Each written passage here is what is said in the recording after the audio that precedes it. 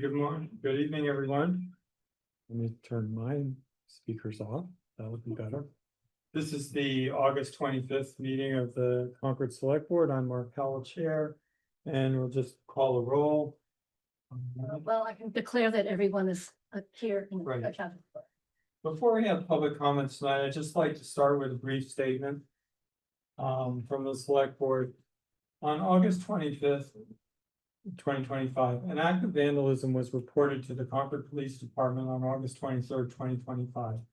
An individual was seen on video intentionally kicking, stepping on, and pulling up Israeli flags and two signs at a memorial display for the victims of October 7th, 2023 attack on Israel by Hamas. The Concord Police Department is investigating the vandalism as a possible hate incident and has reported it to the Middlesex District Attorney's Office, the Anti-Defamation League, the Massachusetts State Police Hate Crimes Awareness and Response Team, that's the HART unit, and the Massachusetts Attorney General Counsel Office, and the Concord Carlisle Human Rights Council. This act follows a recent incident of graffiti found on the town sidewalk in front of the same property on July 30th, 2025. We condemn these acts in the strongest possible terms. The town, through its select board, town manager, and DEI commission, is committed to working with our residents and community partners to address the root causes of anti-Semitism and racism in Concord. We call on everyone to join us in this effort to ensure Concord remains safe and welcoming home for all. Anyone with information about these incidents is urged to contact the Concord Police Department at 978-318-3400. Thank you. So we'll proceed with public comments. Public comments will be for 15 minutes. Please approach the podium if you want to make a comment in the room. Use the raise hand feature on Zoom if you want to make a comment there. And we will ask that you begin with your name. And as I said, 3 minutes. It's our policy that we don't respond directly to comments. However, you will see that issues raised will become future agenda items and topics for us. Thank you. Hopefully I'll take less than 3 minutes. Dennis Fiore, 309 Strawberry Hill Road. I'm here representing a group that's concerned about the future of parcel 1693. If you're not all familiar with it, that's the last piece of open space between Monument Square, the Parish House, I guess it's used for offices now, the drive out of the back where Vanderhoof is, that piece of green space. Select board members, we have followed the activities of the Permanent Memorial Subcommittee as we advocated preserving parcel 1693 as a precious green space. We believe the only memorial should be one to commemorate the sacrifices of Concordians in the American Revolution. Toward this end, we support the tentative recommendation of the PMS that parcel 1693 become a park for quiet contemplation and strongly urge the inclusion of a memorial to Concord's American Revolutionary War patriots. This is signed Melissa Salfeld, Joanne Gibson, Peter Lee, Ellen Emerson, Bruce Kohler, Beth Van Duzer, Timothy Whitney, Pierce Brown, Nancy Nelson, Kate Wharton, and Dennis Fiore. Any other public comments? Let's see. Gary? Hi, evening. Carrie Rankin, 95 Upland Road. A member of the school committee. I'm speaking on behalf of the school committee. I just wanted to read a letter that we sent to you all about the recent election.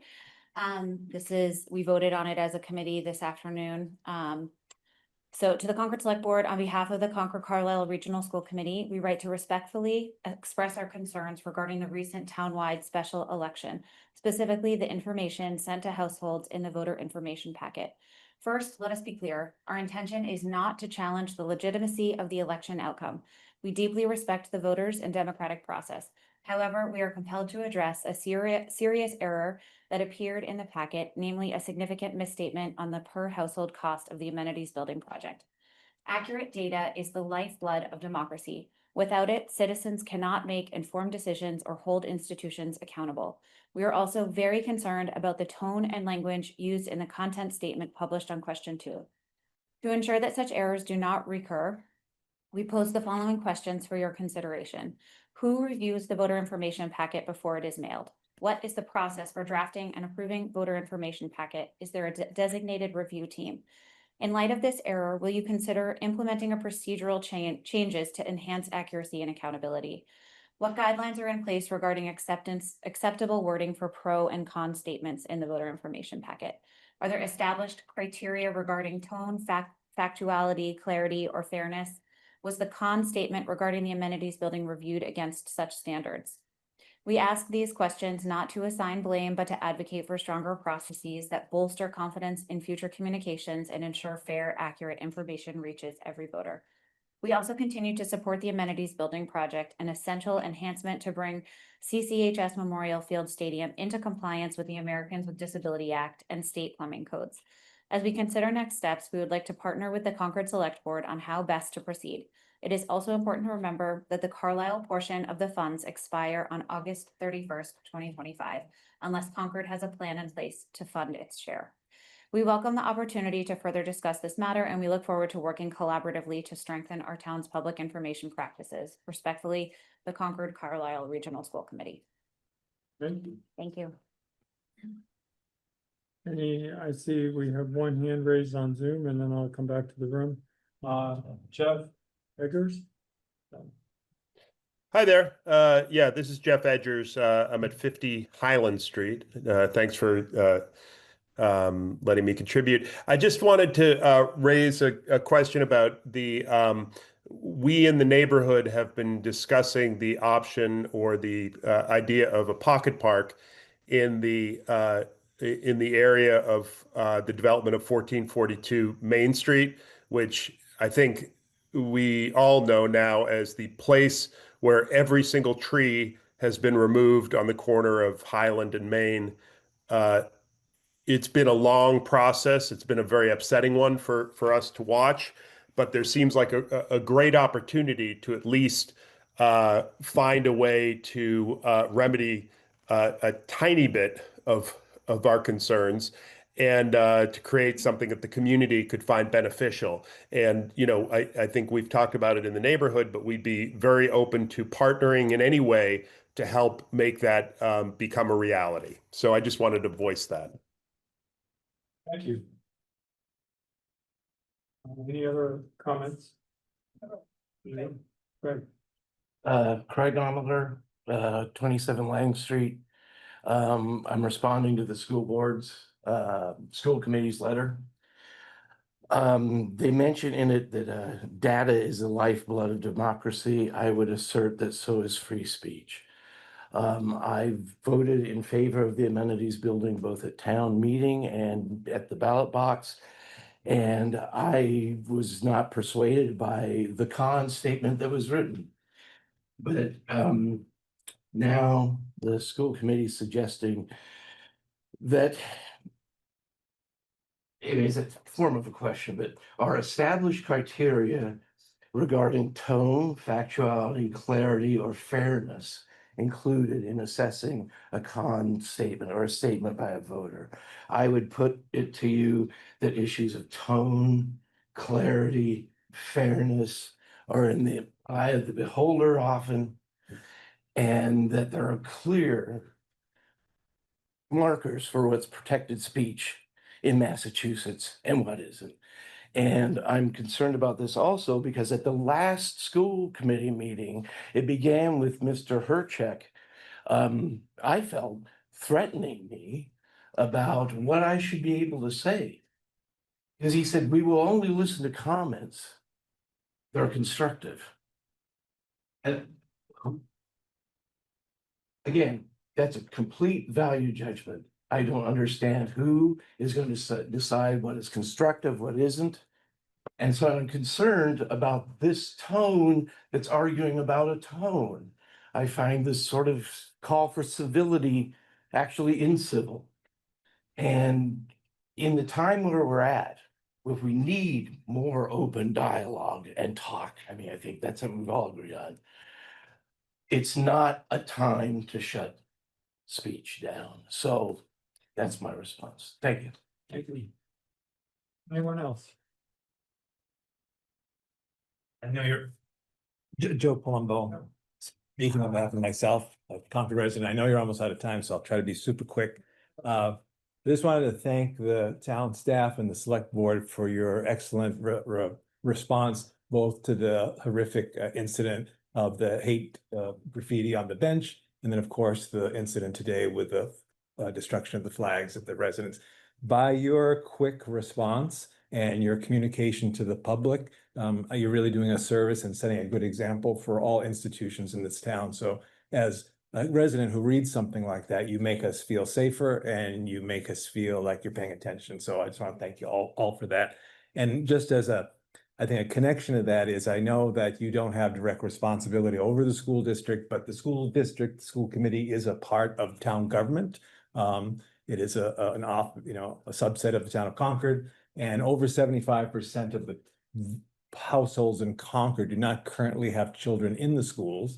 So those folks, those 75% of us, are deeply still interested in what goes on in the schools. So I just am putting out the point to remind you that every action you take is a model for what's going on and what could be going on in our school district. We clearly, as a professional and educator, I've written to you, I have serious concerns about the kind of crisis in leadership we're having right now at the schools. So I just want you to know that we're watching and hoping that you can continue to be a model of leadership. I think you met, I don't know, at least 6 times on the issues of the anti-Semitism struggles we've been having this summer. A school committee met not at all in person until the other day. And then when that happened, only allowed 20 minutes for public comment. So if you can just keep up what you're doing and modeling, we might be able to see some greater engagement and reflection and humility on the part of our school committee. So thank you for what you're doing. Good comment. Kate Elks online. Hi there. My name is Kate Peltz, 7 Cottage Street. And I'm here with interest for the petition for a national grid for the gas main line that is at the intersection of Cottage Street and Main. And our neighborhood is very interested in the health and safety of that project, as well as just greater detail about the length and scope of the project and how it will impact traffic. I'm gonna just ask you to hold that. We are going to have a public hearing on that grant of location that's on our agenda tonight. So if that's your comment, are you able to stick around for that, or are you saying that you can't? Yes, I hope to be here. I just wasn't certain. I wanted to make certain that there was a notice of our interest in the conversation. Yeah, when a utility asks for a service, a grant of location like that, we actually hold a public hearing on that at a specific time, and that's the utility reps are present, and that's when we take comments on that issue. Okay, apologies. Okay. All right, Yep, no thank you. worries. Sorry, I had failed in my intro today to mention that it's for items that are not on the agenda later. Okay, do we have any other comments? No, then I think we're at time. So Okay, we're proceed ready with the to consent move to agenda. the consent agenda. Does anybody have any comments on the consent agenda? One tiny typo on August 11th. Okay, You're talking about the executive session. no. No, just The Oh, regular it's budget? literally one. Okay. Ian Sussman's name on page 2. Oh, yeah. Okay, Oh, that's so- the- yeah, So so, Correct, I think we could make that Ian's quick name. correction and not have to pull it off, but yeah. yeah, literally great. that's it. I have 2 comments. One is on the executive session minutes. I have a correction, and we're meeting later in the executive session, so I'd like to ask if we can vote Okay. that just because it's executive session. And then I had one other thing, which was I have a comment on the APP policy, which is really minor, but we need to take it off and revote it just because I have a comment. Okay. Okay. Unless you want to take the comment, it's really quick. Procedurally? It's standing between you and reading a Okay, proclamation, so sorry. there you go. Let me just make a quick comment, because I think we can Okay. agree to it and then add it to the consent statement. to the consent agenda. So in the first sentence of the, when we reviewed this policy, we agreed that we're gonna modify it to allow the top town moderator to be recognized as part of our appointing authority. But we didn't actually define who is in the appointing authority, so I just had, the modification I had is as follows. The statement, the general intro starts as this policy has jointly been adopted by the appointing authorities, comma, and is intended, da, da, da. What I'd like to do is just add in parentheses, select board, town manager, and town moderator. So It's on the front subdivide page. on the front It's on the- page of just- policy. So on the cover, Okay. I it says just the want to- select board, town manager, and town moderator. So it says accounting, okay. Appointing authority or appointing authorities. Okay. So it should be covered. Oh, it's okay, I didn't read it in the Yeah, no, it's on the cover. It's text, okay, Yeah. all Very, right. So, very front.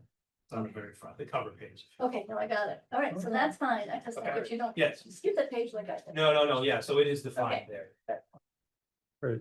Hey, All right. Mark, just clarification, you're asking for comments on the revised version, the written version that we have in front of us, because there've been some edits to, Yeah, of the minutes. there were some edits. Okay, I have no further Okay, comments. and I thought that most of those edits were pretty basic. Yeah, I know you're, yeah. you're, No, okay. it's fine. all right, great. So, no more, okay, so, I'll make a move to approve the consent agenda as described. Sorry. Okay. All those in favor? Aye. Aye. Any opposed? No? Okay, great.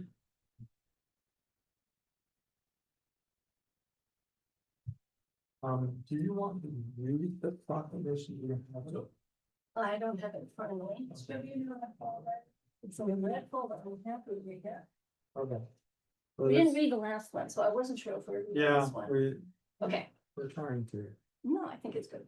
Okay, so this is a proclamation for the Concord Carlisle Foundation month of October 2025. So whereas the Concord Carlisle Foundation was founded in 1947 as the Concord Carlisle Community Chest to provide support for community human services organizations, and whereas agencies and programs funded by the Concord Carlisle Foundation serve the needs of our neighbors, including Communities for Restorative Justice, Concord Council on Aging, Mass 21, et cetera, and whereas the Concord Carlisle Foundation carefully evaluates each funding request to ensure that donations are spent efficiently and effectively, and whereas the Concord Carlisle Foundation depends upon the generous contributions by thousands of individuals and businesses, and whereas the Concord Carlisle Foundation's annual campaign begins October 1st, 2025, now therefore, we, the Select Board of the Town of Concord, do hereby proclaim October 2025 as Concord Carlisle Foundation Month in the town of Concord to recognize the vital role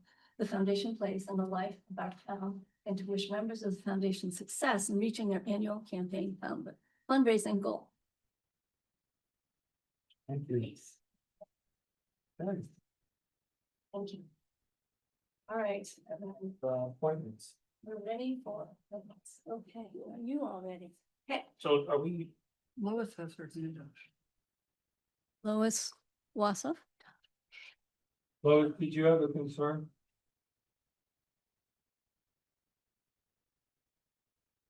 Yeah. Yeah, I don't know how that happened. I will lower my hand. Okay, Oh. sorry. All are right, we, are you reading, do we want to? I'm gonna pull out for discussion, so. okay. Oh, sorry, For for the the select appointments. board appointments? Yeah. Okay.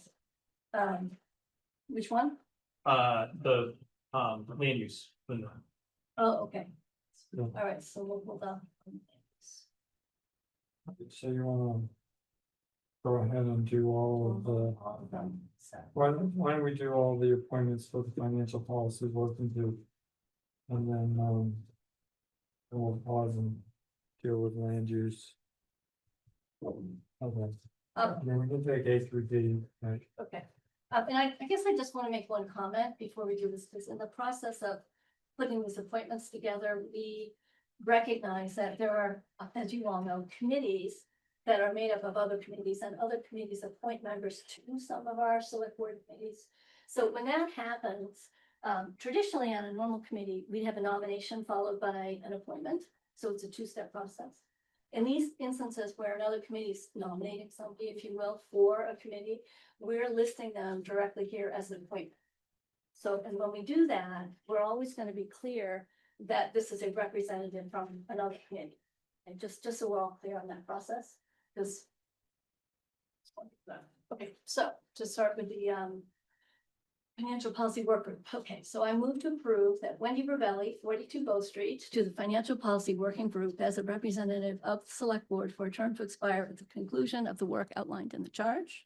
Lois Wassoff, 258 Sudbury Road, to the Financial Policy Working Group as a representative of the Finance Committee for a term to expire at the conclusion of the work outlined in the charge. Don Kupka, 39 Devon Street, to the Financial Policy Working Group as a representative of the Finance Committee for a term to expire at the conclusion of the work outlined in the charge. And Ryan Ferreira, Acting Chief Financial Officer, Town of Concord, to the Financial Policy Working Group as a representative of the Finance Department for a term to expire at the conclusion of the work outlined in the charge. So that's. You're a second for the Financial Policy Working Group. Second. All those in favor? Aye. Okay. Move on to the middle, to the Yeah. school building. I guess we have the Financial Audit Advisory Committee. Yes, we do. Okay. Yeah.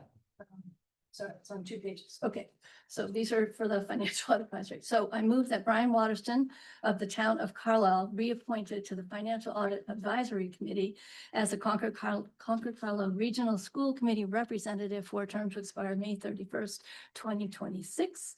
And then Sandeep Bishardi of 236 Haywood Mill Road as the Concord Public School Committee representative to the Financial Audit Advisory Committee for a term to expire May 31st, 2027.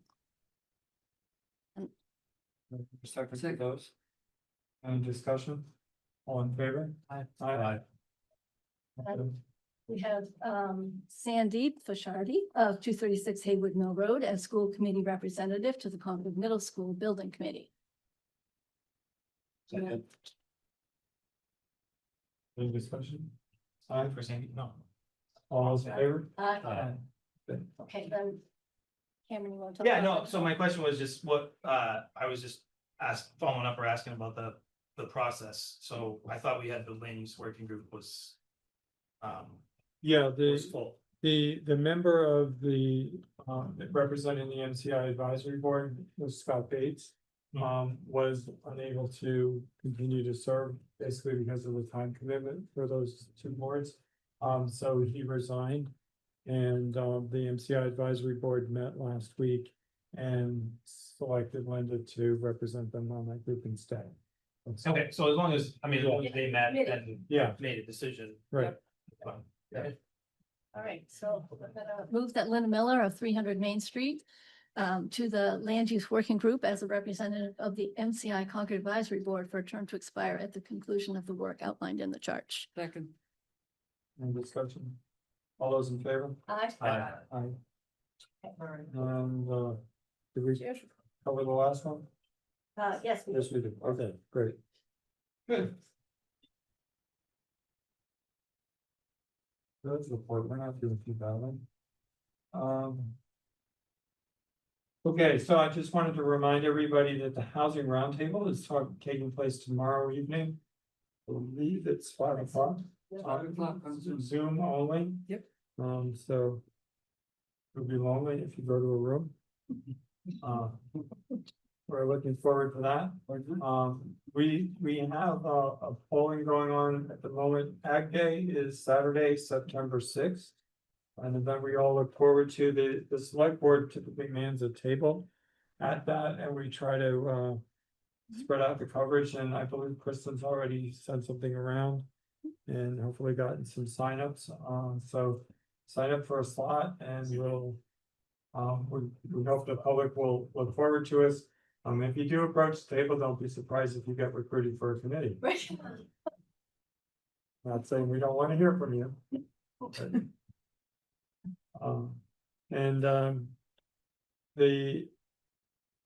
The MCI, well, last meeting, we sent a letter to the Department of Capital Assets Management asking to extend the wastewater treatment facility negotiations until the end of August of next year. And we have received a response from them indicating that they agree to that, so those discussions will be ongoing. And I don't know if we're ready, but we should begin to discuss a date for the Transportation and Roads Program Forum in September or October. But I don't know, maybe Andrea will tell us later whether they have an idea of when we should be doing that. That's pretty much what I had for the chair's report. Manager's report. Okay, thank you and good evening. The latest edition of Concord Currents went out this afternoon. There is an opportunity to sign up and have that directly sent to you through our subscription service. There is quite a bit of information in this edition about the special election, the results, information on the number of ballots that were cast absentee or by mail. Versus in person, and it really was about 50-50 in terms of the number of people that voted in person versus who voted by mail. And then there's some additional information about from the town clerk talking about the process that she went through when the error was discovered in the impact to the amenities building. So that's in there for anybody who's interested.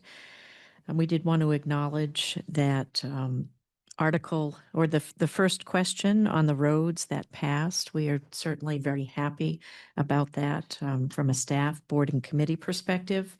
And as the chair just mentioned, one of the first things that we will do is schedule a meeting, probably more like October, based on what our September meetings are looking like, to have a discussion about how we're going to move forward and make sure that we are taking into account everything that we've heard from the voters, particularly on the issues of safety. Wanted to acknowledge that Doug White Fields reopened on August 15th. The facility is beautiful, and kids are able to practice there. So that is a positive note. The community preservation application window is open. That may have been mentioned already. Applications will be received until Friday, September 19th at noon. The Health Division has a survey out on opioid awareness. The town has received significant funding through the various settlements, and there is a survey that is out now asking for some feedback and input on how those funds will be used going forward. Also, International Opioid Awareness Day is on August 31st, and there will be a display at the Middlesex Bank in front of the building, a nice display of flags in remembrance of people who have been lost to opioids. Let's see, there's some information from CMLP. This is not really new, but they're promoting their Drive and Save program. So anybody who is interested in learning more about EVs, please reach out to the light plant. We have specialists that are available who are able to help talk people who are interested in purchasing an EV through the decision-making process. The Cultural Council is announcing that their grant application round will open on September 2nd, and it will be open until October 16th. These are grants, very small grants, generally between like $150 to $500. They have $10,000 annually to give out, and they support programs in music, dance, visual arts, poetry, literature, etc. So they probably support about 10 activities each year with the funding that they have available. You've already mentioned Ag Day. I don't know that I heard you mention that on September 12th, it will be Concord's 390th birthday. To celebrate, the Visitor Center is offering free tours to Concord residents. Again, on September 12th at 9, noon, 1, 2, 3, and 5 p.m. Reservations are required. We had a successful back-to-school backpack drive. This is something that we do through our Community Services Coordinator office, and she was able to collect donations so that over 50 school-aged children from preschool to high school received brand-new backpacks. Just a couple other quick notes. The annual BD shutdown was last week, and one of the major projects that was completed during the shutdown was the installation of the new swim blocks. Let's see, the Finance Committee is meeting this Thursday, and I mentioned that because they will be receiving a presentation from the town's financial advisor on bond ratings and debt structure, so that might be of interest to community members. And the last thing I wanted to mention is that from 4:30 a.m.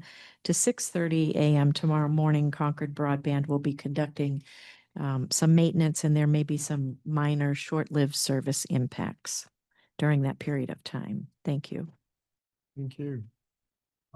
Remind us again how people can get Concord Current delivered directly to themselves. Yeah, if you go on the website, I believe under the town manager's page, there is a link to communications, and you can find it there.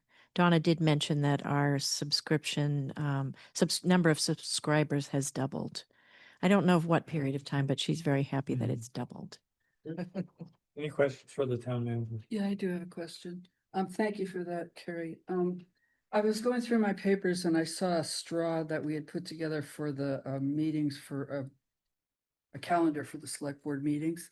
And it also had some agenda items on here, and some of them are things like set goals for the FY27 budget, discuss the financial closeout status, and FY27 budget review. So my question is, can you give us an update on where we are relative to getting our thoughts together for the FY27 budget?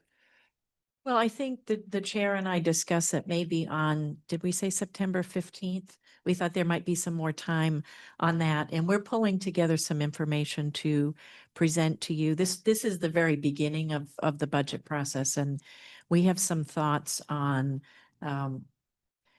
some additional needs or some things we'd like some input, things that maybe we're spending more time on than we thought we had, and don't necessarily think we have a good match between resources and need. But that's what we were thinking about doing to start. September 15, and Okay. you know, the budget process will continue through the end of the calendar year. And the closeout, the year-end closeout, it says here financial closeout status report. Does that ring a bell?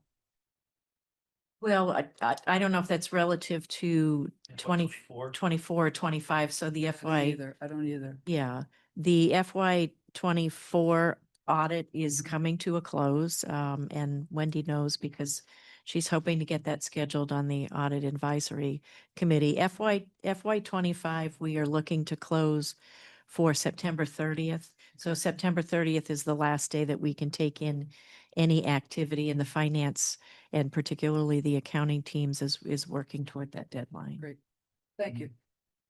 So just a reminder on our schedule, we're going to meet on September 8th and September 15th next month, so as to avoid the week of the Jewish high holy days. Great. So we'll have, and then we're going to meet again at the first week of October. So we thought we'd engage with the discussions about budget priorities for next year. Then. Yeah. Okay, thank you.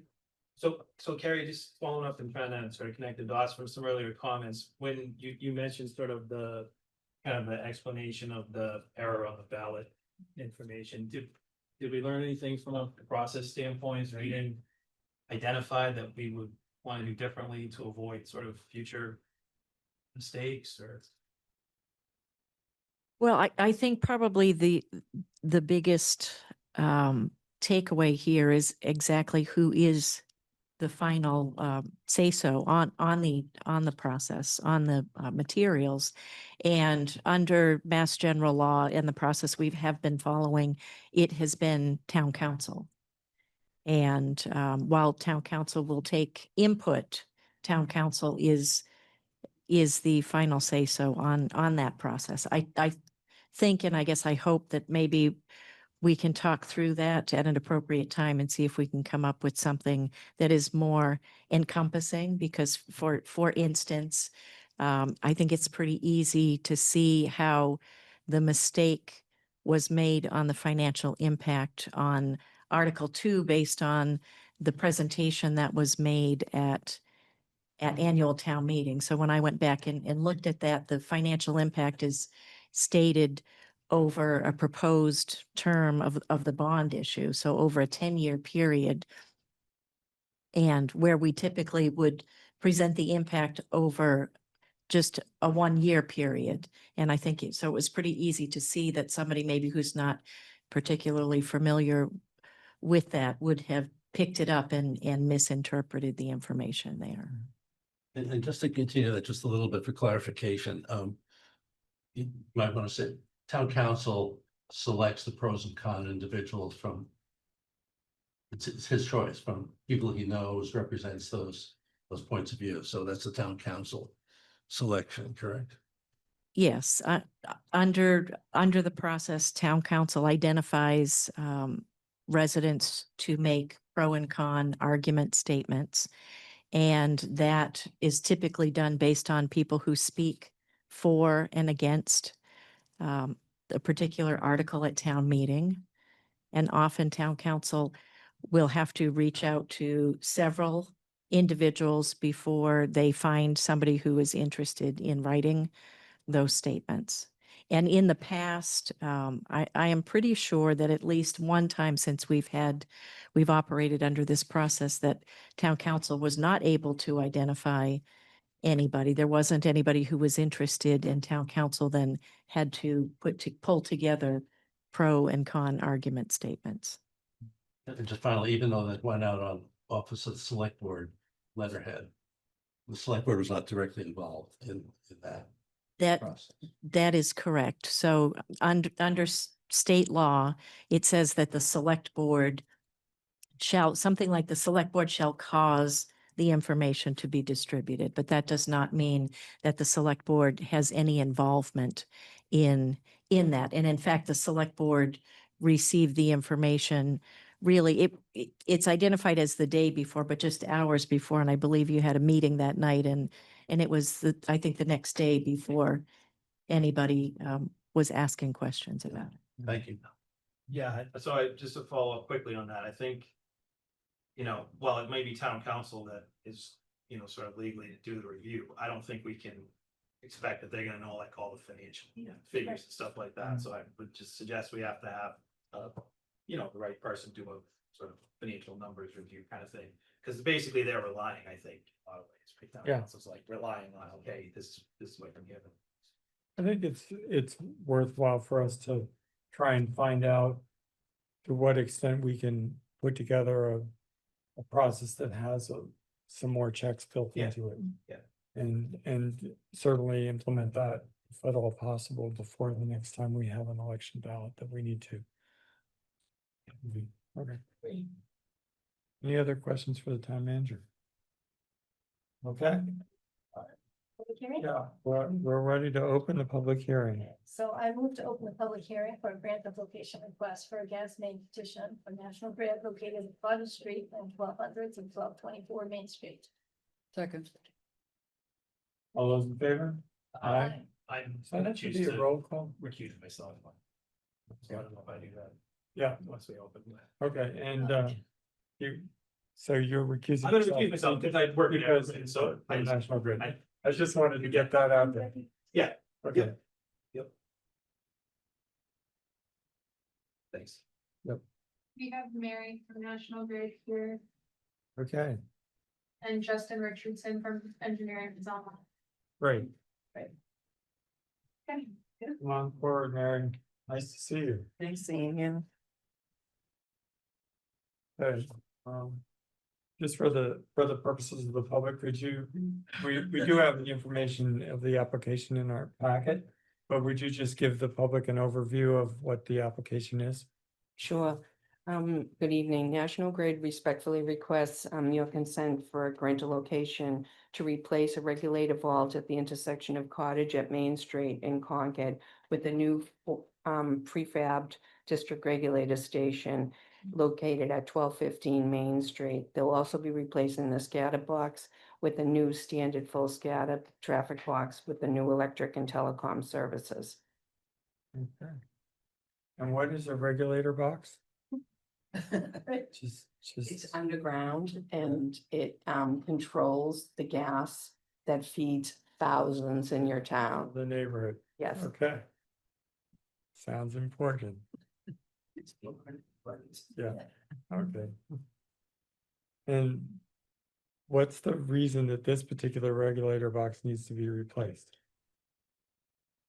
It's very old. It's failing. And yeah, and we want to, the new one wants to have updated safety features and Great. And we have in our packet a memo from Justin Richardson of our Assistant Town Engineer dated August 5th, which states a number of conditions. And I assume you reviewed that, and are all of those conditions acceptable to National Grid? yes. Any questions from the board? So I had a question.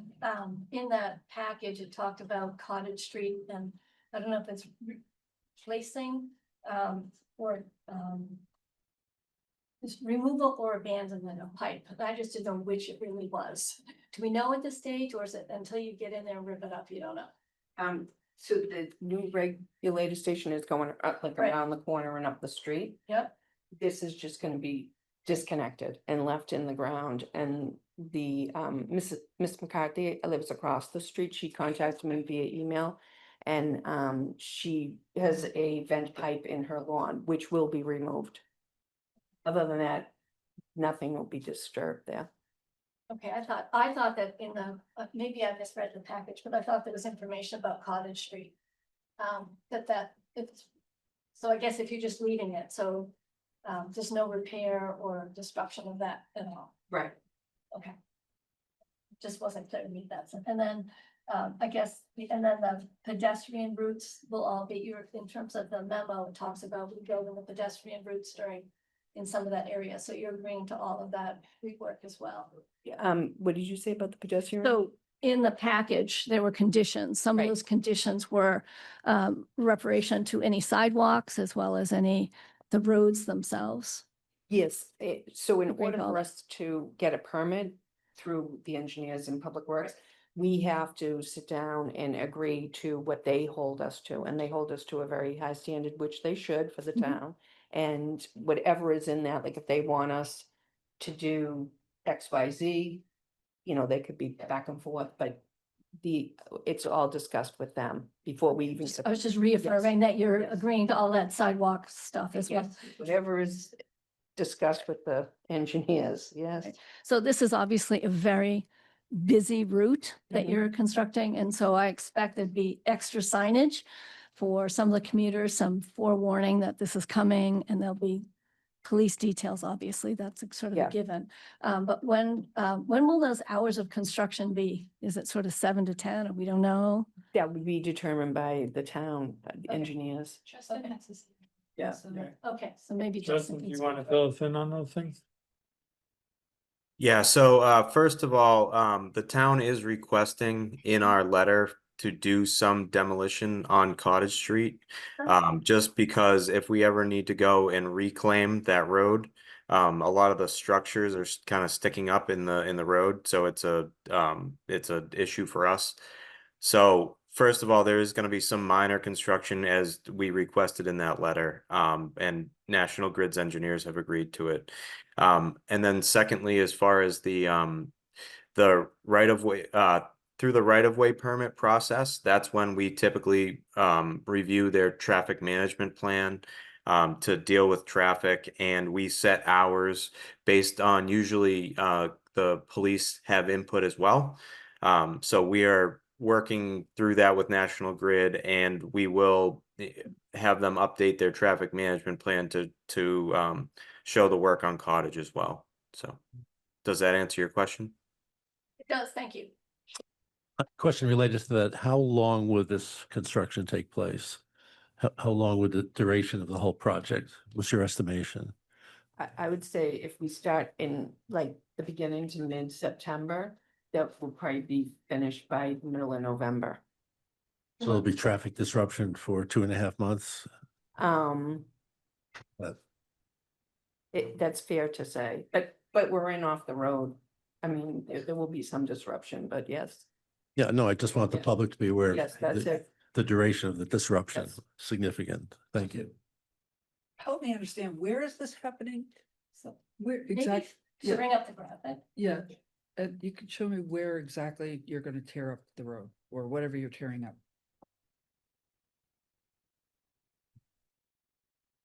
Color graphic. Yeah, the color.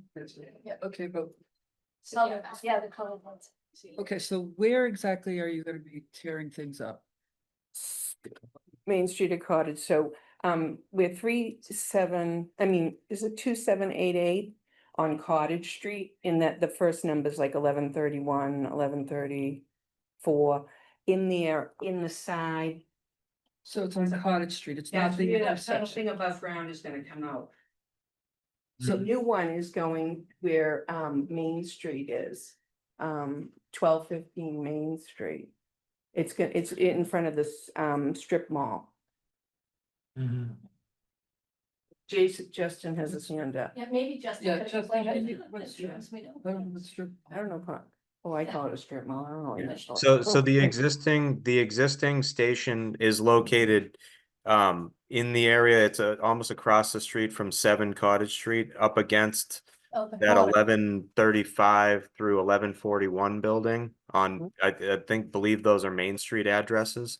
And the new one is going basically directly across the street from the 1211 Main Street address. So there's a sidewalk right there.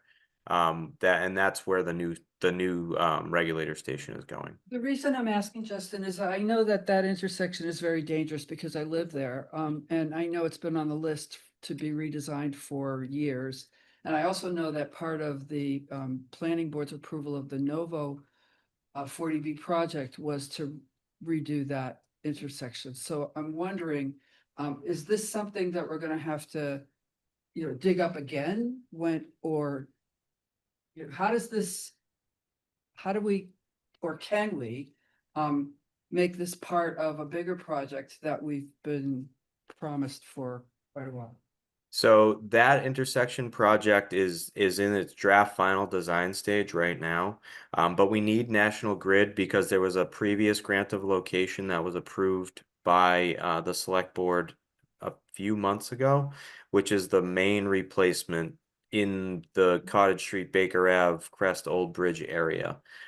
So we need National Grid to do their work before we can start our construction project so that it won't be dug up again. So essentially, National Grid will come in and replace the mains in the street, and then we'll come and repave the entire intersection and redo our intersection. Okay, thank you. So underground work has to happen Got it, before I then. got it. Thank you. Yep. Okay. All right. Just back to the duration of the whole project. So the National Grid part is September through November. So Justin, does the other construction extend beyond that? I'm just trying to get a sense of. Yeah, our construction is we're hoping to start at least portions of it in the fall, and then move it, and we'll essentially get closed down at some point for winter, and then continue on into the spring and summer for the remainder of that project. So as part of that, there's like our utility pole relocation, the one that sits in the center of Baker Ave. So that's going to be the portion of the project that we anticipate is going to move forward first. Thank you. All right, so if we don't have any more questions from the board, this is where we would take questions or comments from the public about this. And I'm gonna recognize Ms. Peltz first, since she was eager to comment on it earlier if she's there. If Hi, thank not- you. Sorry. Yeah. Sorry that I can't show you my face, but it's Kate Pelt, 7 Cottage Street, and I want to thank Mary and Justin for the information they've shared. You referenced the packet. I'm wondering, can citizens view that packet? Yeah, the select board meeting packets are accessible through the select board page on the town webpage. And if you go to I'll just quickly walk through it. If you find government, click on select board, and then meeting documents is the very first thing on the upper left-hand side. And there by date, so August 25th, and you can get all 70 odd pages of our packet. Okay, great. And the letter that I received referenced venting, and I'm wondering, I know you referenced in this talk the existing vent on Natalie McCarthy's property. Will there be a need for vents for the Cottage Street and Main intersection, or will all vents and accessibility be where, Justin, you referenced closer to the fire station? Closer to the fire station. Which is, did you hear that response? Yes, I did. So Okay. no more vents. The hope is that this will remediate the leaks that are frequently present at the corner of Cottage and Main. Yes. Okay. Did you have any other questions or comments? I guess my last question is just, do you imagine Cottage Street, and I can look at the docs, but being shut down for this work, or would there be, what is at that particular intersection, will cars be able to turn onto Cottage Street or turn from Cottage Street onto Main? Well, National Grid will provide a traffic plan, which will be reviewed by the town engineers and the police department. So I shouldn't say we never do, but it is very odd for us to shut down a road. So there'll be a workaround. You might have to drive on the opposite side of the lane for a day or whatever it is, but it'll be, everybody will be aware of it. And I think I also read there was a temporary pedestrian walkway They'll put that, being yeah, anticipated as well. right, yeah.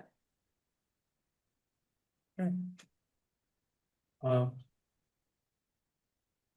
recognize Pamela Dritt. Hi, Pamela Dritt, 13 Concord Green.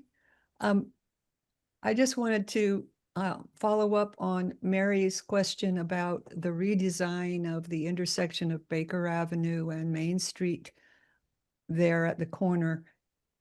Is there a plan being developed to redesign the little median strip that's there that is very confusing? Often people drive up the wrong side of the street there. And to make the traffic flow better through Baker Street. Is that ongoing? Is there a plan going on?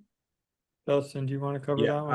I can answer that. Yes, there is a design that the town's working on right now, and we're actually preparing a web page to be launched of that, so people can see the plan and provide comments. So yes, there is a design underway, and that center island that you're talking about in Baker, the plan is to remove that and the utility pole that's in the way that causes the confusion. Thank you. And I'm having trouble finding things on the town website.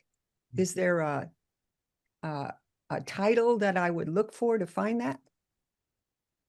Yeah, the project name would be like Main Street Baker Cottage Crest Old Bridge intersection. It'll be on the engineering page. It's under current projects. The web page will be launched within the next couple days. So. All right, But thank that's you. And not- we'd be able to make comments through the webpage? We're planning on holding a meeting related to it. Thank you. We'll take a comment in the room. Just step up to the table so we can hear you.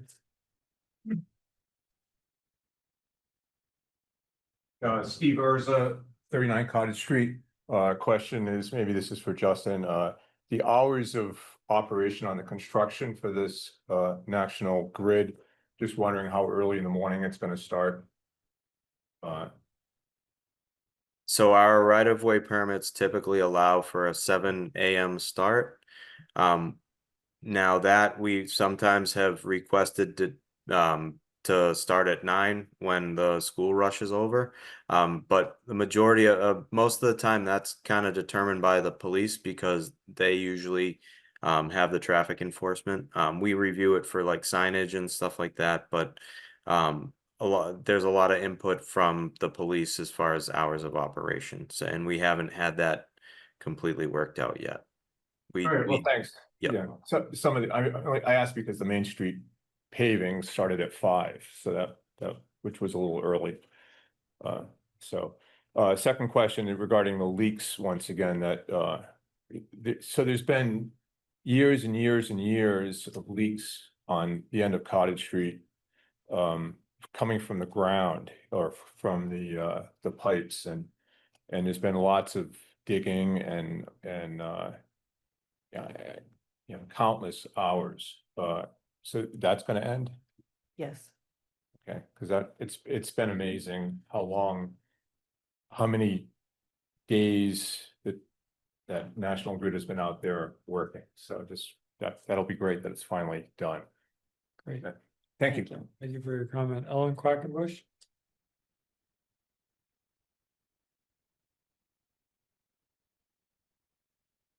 Can you unmute? No. Okay, we need to.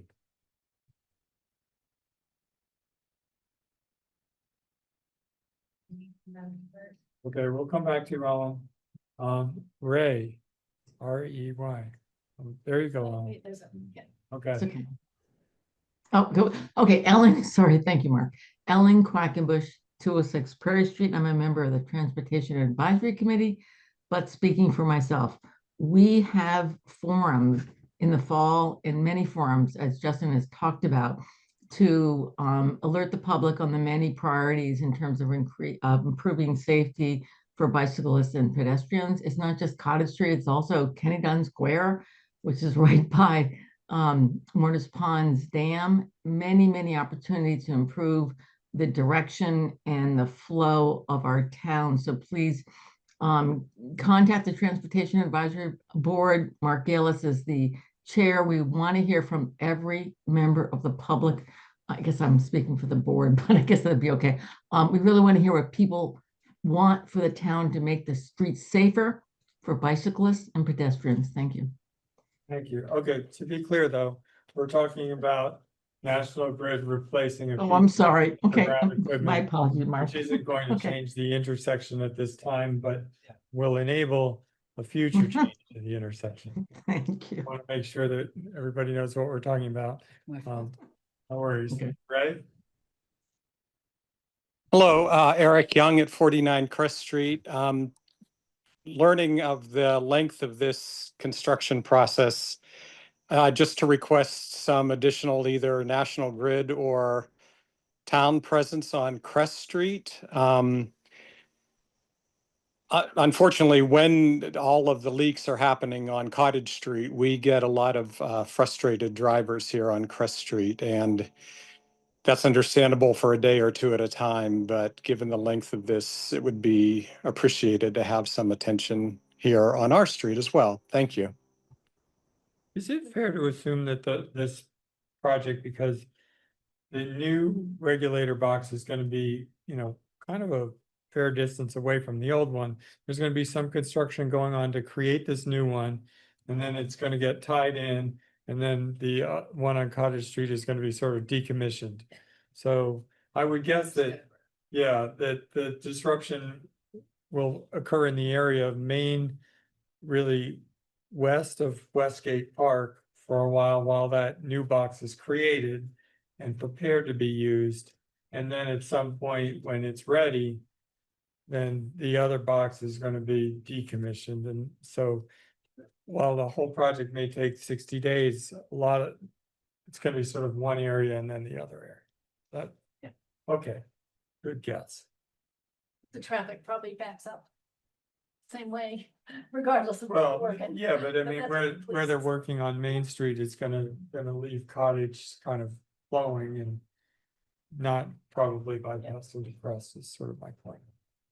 Okay, at least not right away. We can only hope. No, I Okay. go there every day. I know. Crescent's gonna get a lot of over.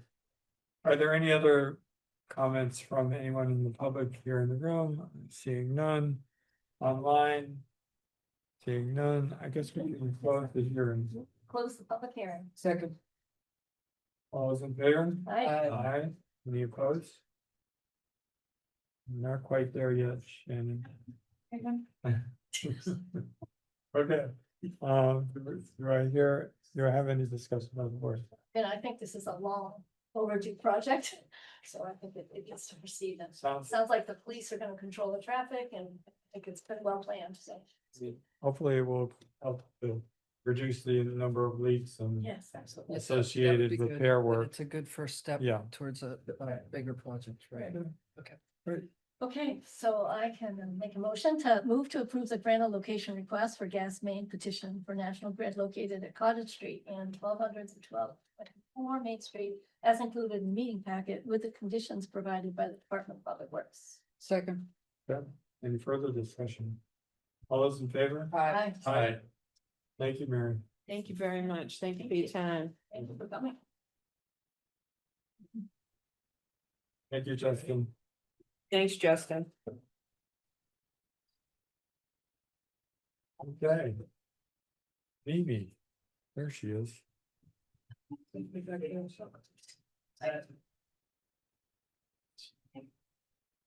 We'll just give Cameron a second to get settled. Oh. I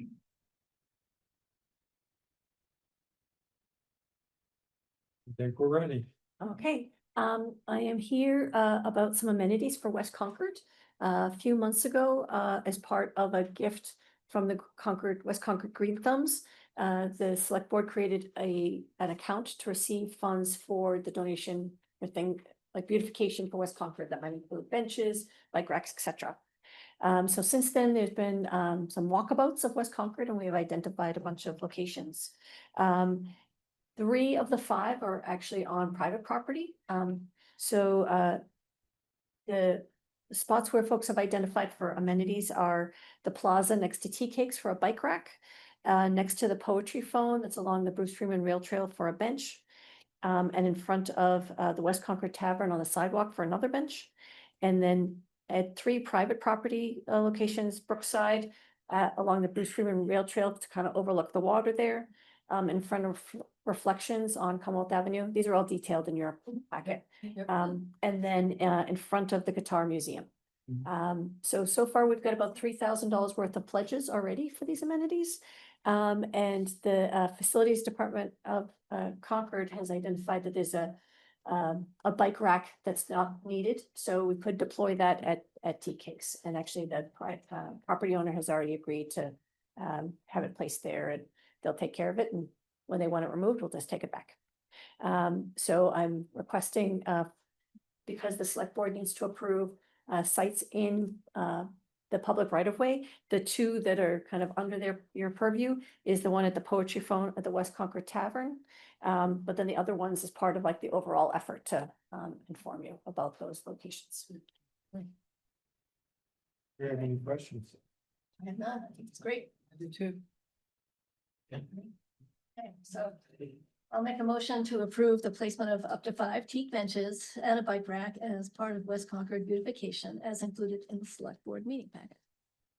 Second. Okay. Any further questions or discussion? All those in favor? Aye. Aye. Thank you, Mimi. Thank you. Okay. Next we have, I'm almost back on schedule. The 250th Executive Committee charge with John Arena and Chris Johnson. Hello, that's just me, Chris. John is not here. All right. I won the coin toss. Yeah. Congratulations. Thank you. Usually we see the loser. All right.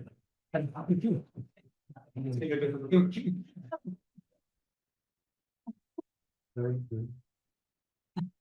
Okay, so the 250th Executive Committee is still, the recipient of our thanks for a wonderful Patriots Day, and you've elected to reorganize. And do you want to just walk us briefly through the objectives of the reorganization and what? Sure. So I think that the major event obviously was April 19th, and we had quite a few roles that are no longer needed. Certainly around like a large public safety presence, and some other roles that, going forward, I think a much smaller team focused instead of on throwing massive like major events. We fortunately ran out of surplus last year, thanks to our predecessors. Thank you. We would like to augment some events, certainly the parade, certainly July 4th next year, experiences for residents and visitors. And so the team that remains is largely the team that was responsible for running the successful events last year and keeping them under budget. So we're happy moving forward with that. And, just with the reduced number of executives, having a smaller number there helps us to achieve quorum for our meetings. And so the change is from a 9-member committee to a 7-member committee. Okay. And I didn't see specific representation from anybody in particular listed in here. Did I miss something? But what was included in the charge to begin with? Okay. I think the change in the charge was that it must be at least a 7-member committee. Yeah. And it can be up to 15 It says they go up to 50. members. Yeah. And there were more than 9 at some point. There were a lot. We currently we have 7, and roles kind of cover arts and events, public engagement, publicity, and history. Okay. Do we have any questions from the board? It's very straightforward.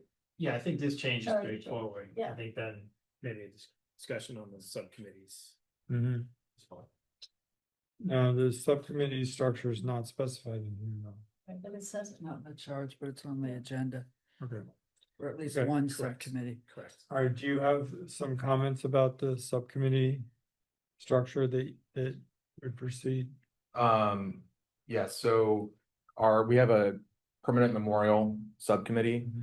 I think John and I, to be honest, did not have much visibility into that committee the last couple of years. He was running parade, I was running with events and finance. So we're taking their lead on their final report, which has not come in yet. We have a draft from them. But I have 3 kind of very high level headlines that I can share there. One is that they're recommending to dissolve themselves on account of lack of time and funding to move forward with the executive committee ending at the end of 26. 2 is that there be 2 phases for memorial development. 1, to take the current landscaping draft for the pocket park at parcel 1693 and move forward to iterate and implement that. And that 3, a TBD committee focus on the actual physical memorial to be contemplated and designed moving forward with that new committee that can extend beyond 2026. So that's what's expected in their report, which hasn't been finalized yet. Correct. There's a draft. Mm-hmm. Any further questions about that? So is that a report that's coming back to us? It should probably go to the executive committee Yeah, and then just- to us. Yeah. Right. Correct. So I think that would be the right process. Yeah, and the gist of it is that the subcommittee is suggesting that they've done their work under the auspices of the executive committee, and then at some point, if we want to move forward on a permanent memorial, we should then form a permanent memorial I committee. think it's a 2-phase thing, Yeah. right? Yeah. It's there's a phase 1, which would be the landscaping, Mhm. sort of the better greenification and, Mhm. of that site. Yeah, And then secondly would be separately if wanted to move forward with a exploration of a permanent memorial, yeah, that we would have to figure out how to do that. Like, Yeah. under what committee might that sit, Yeah. or would we have to create a new committee, right? But that would be a TBD. Yes. Okay. Yes. So it's interesting. So so phase one is do landscaping without knowing what the memorial is or where it would be. It's a recommendation, really, yeah, and that's why I think, for John and I to offer color on top of the recommendation, we want to wait for the final report, because those details are really. I think that I think we makes should sense, wait. Yeah. There's a draft that we're speculating All is right. the final and it's not. Yeah. Yeah. And is there a representative of the Permanent Memorial Subcommittee on the executive committee at this stage? There's not. There's not. Will the final report address future funding needs, or is that going to await the? We have a very raw estimate for the development of the landscape plan. But in terms of sources of funding, there's not mention of that. So I think that the state of that is pretty raw. And again, I think that's something that John and I, not being landscaping experts, would like to learn more about when we come with more color on the report. I don't think it was ever originally in the scope. I remember asking about funding of that permanent memorial, and I was like, it's a future. Is there, Yeah. is there an expectation of when this report is going to be done? I've heard fall, so I can come back, report to Representative Cameron, try to get a hard date on that. All right. Good. And I just have one more question. On our goals, we have a lesson learned around the 250th. Is the report encompassing that, or is that going to be separate? I think this is a report specifically about the permanent. Specifically about. So there may be a different report from the, Okay. on other stuff. Yeah. We have Yeah. the final report, the subcommittee report, and a lessons learned report. Yeah. So Thank you. Series of different reports. Yeah. How's the final report going? really good. The previous treasurer owes them a piece. That's me. So I will get on that. I thank you to Shannon for working very hard to put together those numbers, and I will I have some lessons learned as well that I'm going to put in there and do the lessons learned report.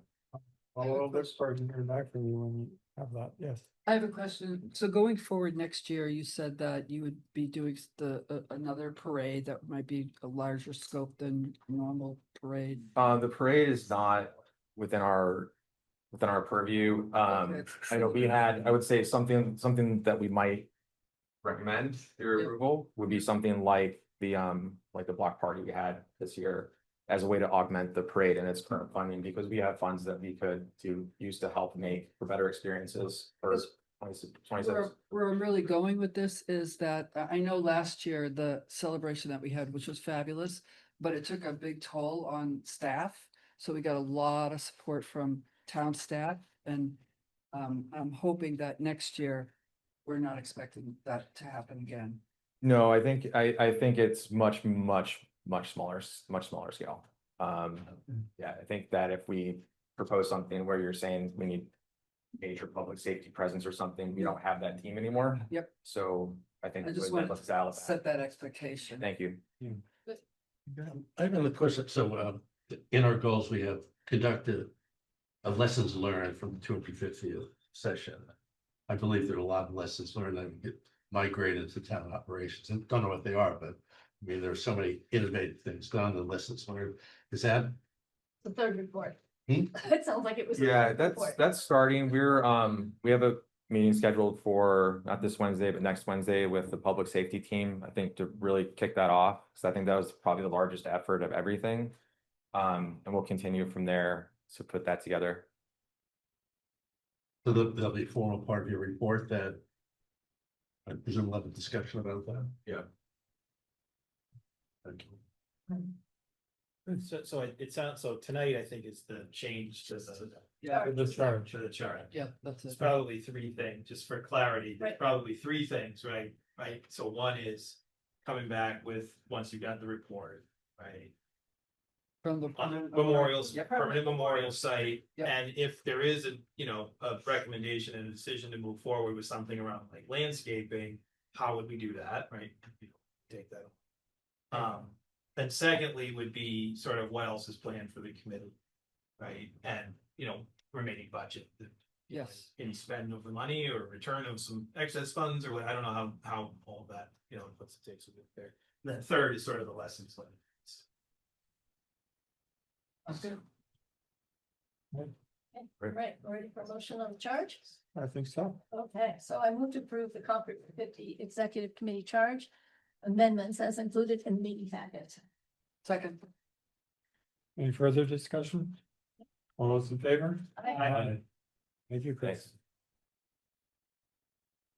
Okay.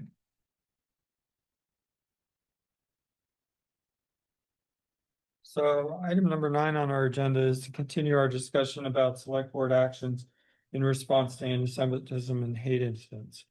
And I wanted to, included in the packet is some information about what the DEI Commission had previously done. In terms of investigating the implementation of an incident reporting. And that work is included for informational purposes.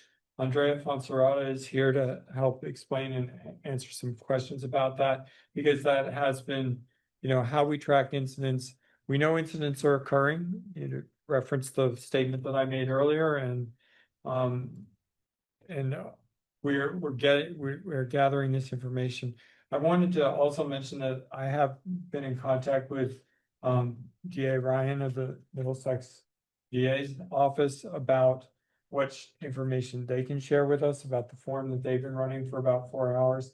And she's indicated that she'll provide some support for us to get at least a quantification and some characterization of what kinds of incidents have been reported over the last 4 years that they have. They're going to run an IT scan and get us that. So we'll begin to be able to put together a little bit of a baseline going into that. So that was one of the initiatives that we're taking. We're obviously stepping up the communications side as well, and education, and also looking to partner with community organizations.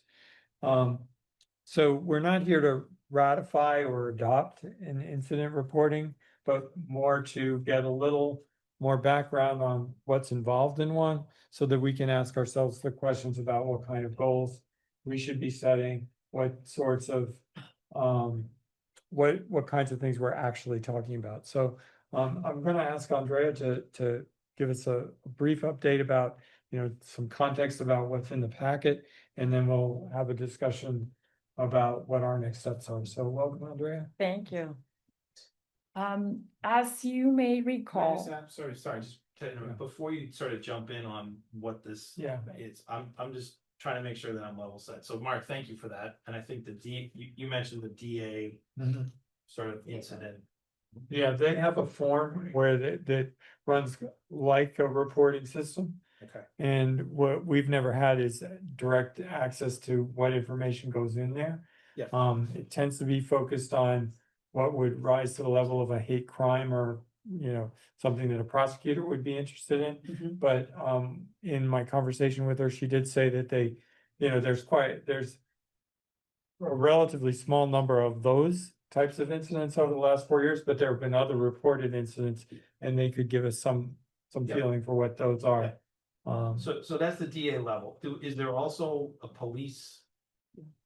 So I'm just trying to get the inventory, that's all. It's sort of, there's the DA level, there's also the police and the school district. and the schools. Right, at least. At least, Yeah. right. So I'm just like, those are existing Systems. systems, okay. And so then you were talking about some of those systems, or you're talking about an additional, Uptown. a town, okay, so Yeah. DA, police. What might be schools. involved if we decided that Yeah, those okay. weren't sufficient visibility. All right, Okay. Is it fair to say that everything that's reported to the police goes to the DA's office? Yes. I thought so. I just want to correct that. So there's So the Correct. police report to the DA. if it goes to the police, it ends up also going to the DA, or somebody could go directly to. Right. Yes. And just before we get into it, we're talking about hardwired incidents that get reported. Yeah. I think we've been talking about a broader set of incidents that probably require reporting. Things that may not rise to the level of police or DA, but things that make people uncomfortable. And I think you address that in your policy. So I think we need to broaden our our aperture in terms of reporting what types of incidents. Because I think with anti-Semitism, there's more to it than just some of the things we talked about earlier, the vandalism. And, you know, there's a lot more discomfort that can be felt by people in town. So just want to say, when we talk about incidents, let's broaden our view of what that means. Exactly. Actually, that was the discussion we had before we added the design or creation of a discrimination reporting mechanism to our DEI Commission's 2023-2024 action plan. Because it was in our plan, and that's why we carried it out. And yes, the reporting system would take on those in-between incidents that are neither crimes, nor under the jurisdiction of the schools, but that still cause harm and deserve to be addressed. Having said that, back then, we laid out a clear set of tasks and a timeline, which included reviewing best practices from other municipalities. We met with at least 5 or 6 of them to find out what they were doing and how that was working out for them. Defining the types of incidents to be monitored, and also inviting Public Safety and the Human Rights Council into the design process. Drafting an incident intake form and determining reporting periods, and working with the town to create an incident escalation tree and set response expectations and present recommendations to the town manager, which we didn't. We didn't do that because we didn't finish it. And to carry this out, we formed a working group, which included 2 members of the DEI Commission, 1 member of the town staff, which it was Donna back then. She was also our liaison, a member of the select board, and 1 member of the Concord Police. We talked to the different towns, interviewed people, mapped out a Concord specific process that made sense to our community. And out of that work came the draft documents that you have and that you've seen. A reporting and conciliation procedure, a draft policy language that needs some work still, but it's the first draft, and our process flow of what we think can work, considering the other 2 reporting systems that we have. And these 3 documents, you will see that they emphasize accessibility, fairness, and also very important, a restorative approach, because it is very difficult to actually execute a lot of the recommendations. So that's taking into account. And also ensuring that incidents are logged and can be tracked over time for preventive action.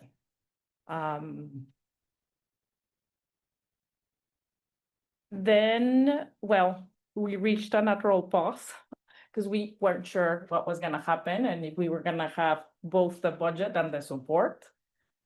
And because it does require very important things for the town to be involved, like it needs identifying the department and staff responsible for the intake of the reports, securing legal review of the procedures that we are recommending, clarifying what is the investigative authority, and committing resources for follow-up and restorative actions. Without that partnership, it cannot be finalized.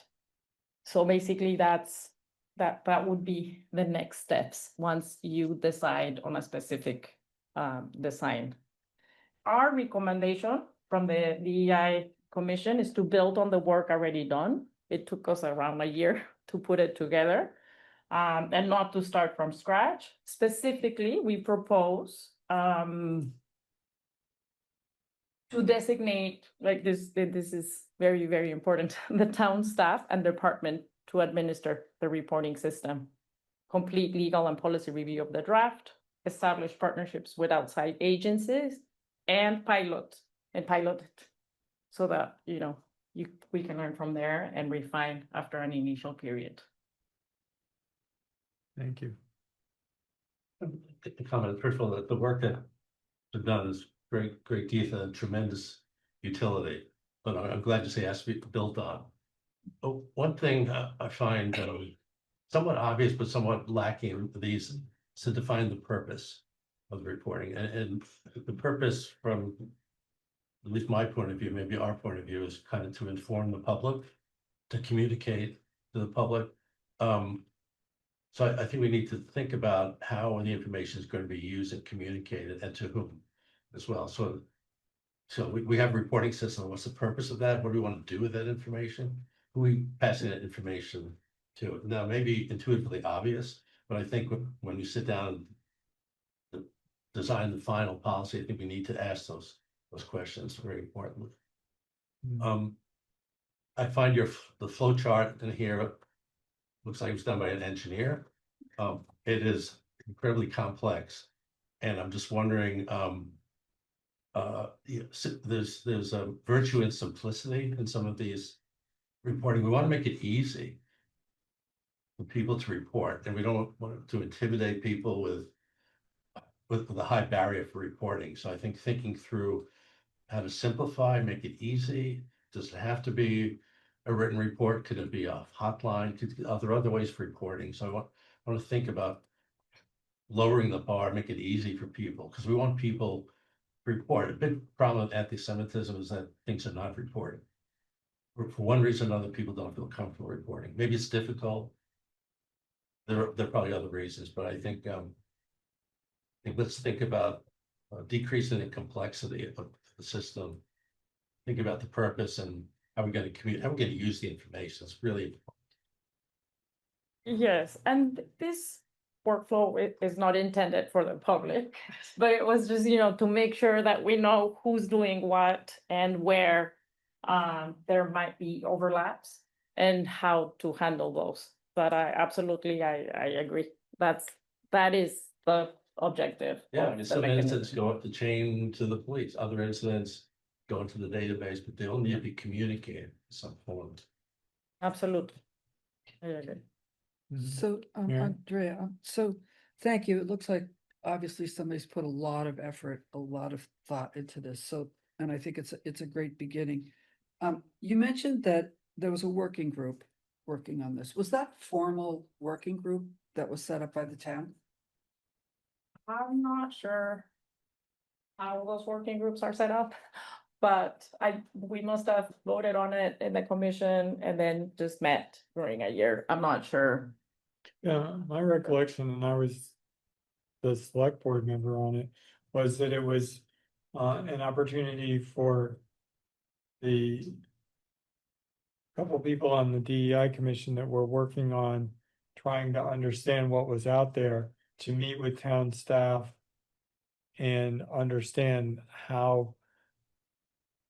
what existed in town staff and what was done with current incidents. So it was sort of more of an investigation with a report back to the DEI commission. So the DEI commission reviewed, to Mary's point, Yeah. the DEI commission reviewed this? Is this a formal sort of? I'm actually bringing up a different issue, which is kind of transparency about the work that we're doing. And if this was a working group, then I think it would have been helpful to the community to know that it was a formal working group and that there were meetings and that they could go to the meetings. I'm also, because I'm concerned about the transparency here as far as what we're doing. I really wish, I want to say now out loud that I think the DEI meetings should be public and should be, well, they are public, but they should be recorded so that people can view them. Because I do think transparency is an issue that we have. So if we're going to move forward with the work that you've done, which I know stopped because I think it was like funding or you thought there wasn't an interest. Did I hear you correctly? Well, I think things have changed. Okay, so I think that work now can go forward, but I think transparency is an important part of that work. And that includes both. If we're going to have people look at it, there should be a formal working group and I also think that all these conversations should be open to the community, including videos. So I would just maybe echo what Mary said, but also adding on a little bit of think of Paul, what you started, which is sort of the kind of what's the purpose? So I guess I do have some, just sort of general concerns, like we have places where people can report something to the police, they can report something to the district attorney, they can report something to the schools.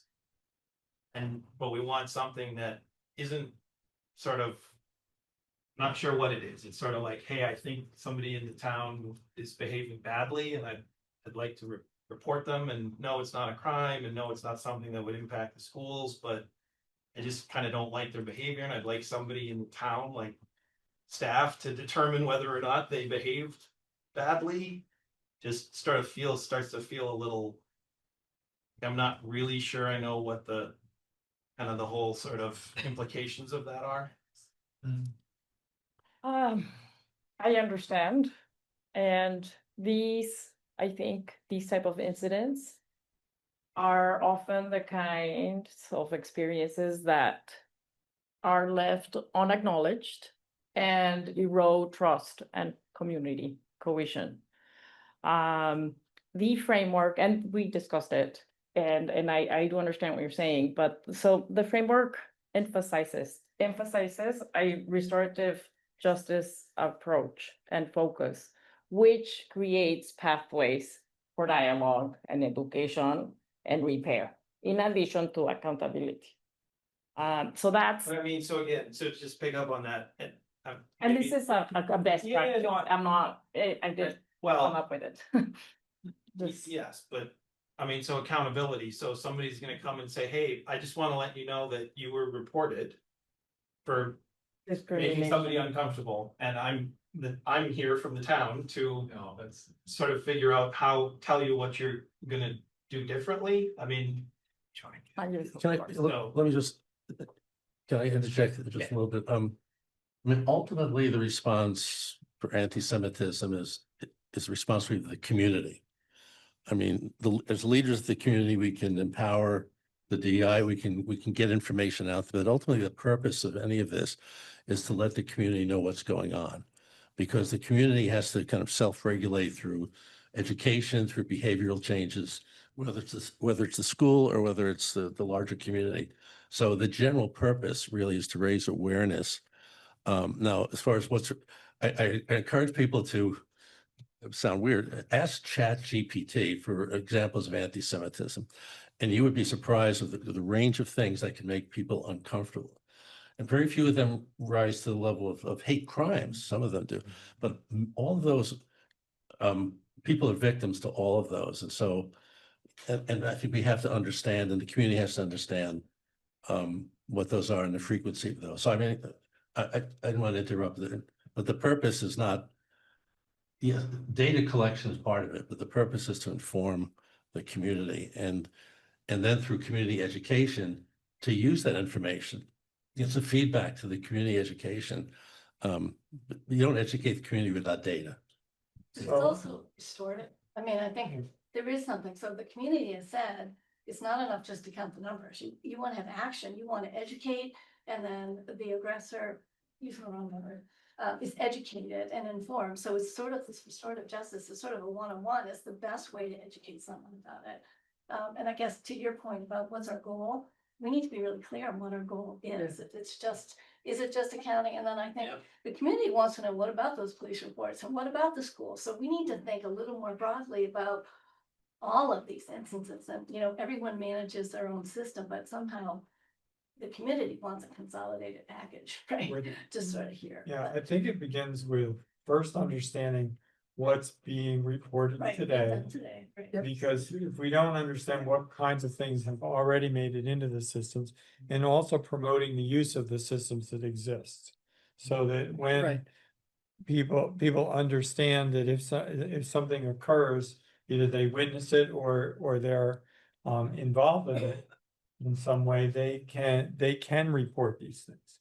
Because I think across the board, Anti-Semitism is an example, but the backdrop to the work in 2023 and 2024 had a lot to do with an incident around a person of color who was trying to use an ATM in West Concord and was locked out or locked in, or basically was reacted to as though they were intending harm, when in fact all they were doing was waiting to use a cash machine, as any of us who've ever used an ATM might do. And we were grappling with what the community response to that was, and there wasn't any formal system to capture that, or even to indicate that that kind of thing had happened. And at the time we put together an ad hoc forum. I remember it happened over at Concord Academy. It turned out that the gentleman that was involved in this happened to be a trained facilitator himself. And so he was actually extremely effective at helping people begin to share their own personal experiences of what happened in Concord. And I know that at our last meeting, we were reminded that when the DEI Commission surveyed the community, we found that there were a majority, in fact, of respondents to that survey who felt that they had, in one way or another, experienced or witnessed some sort of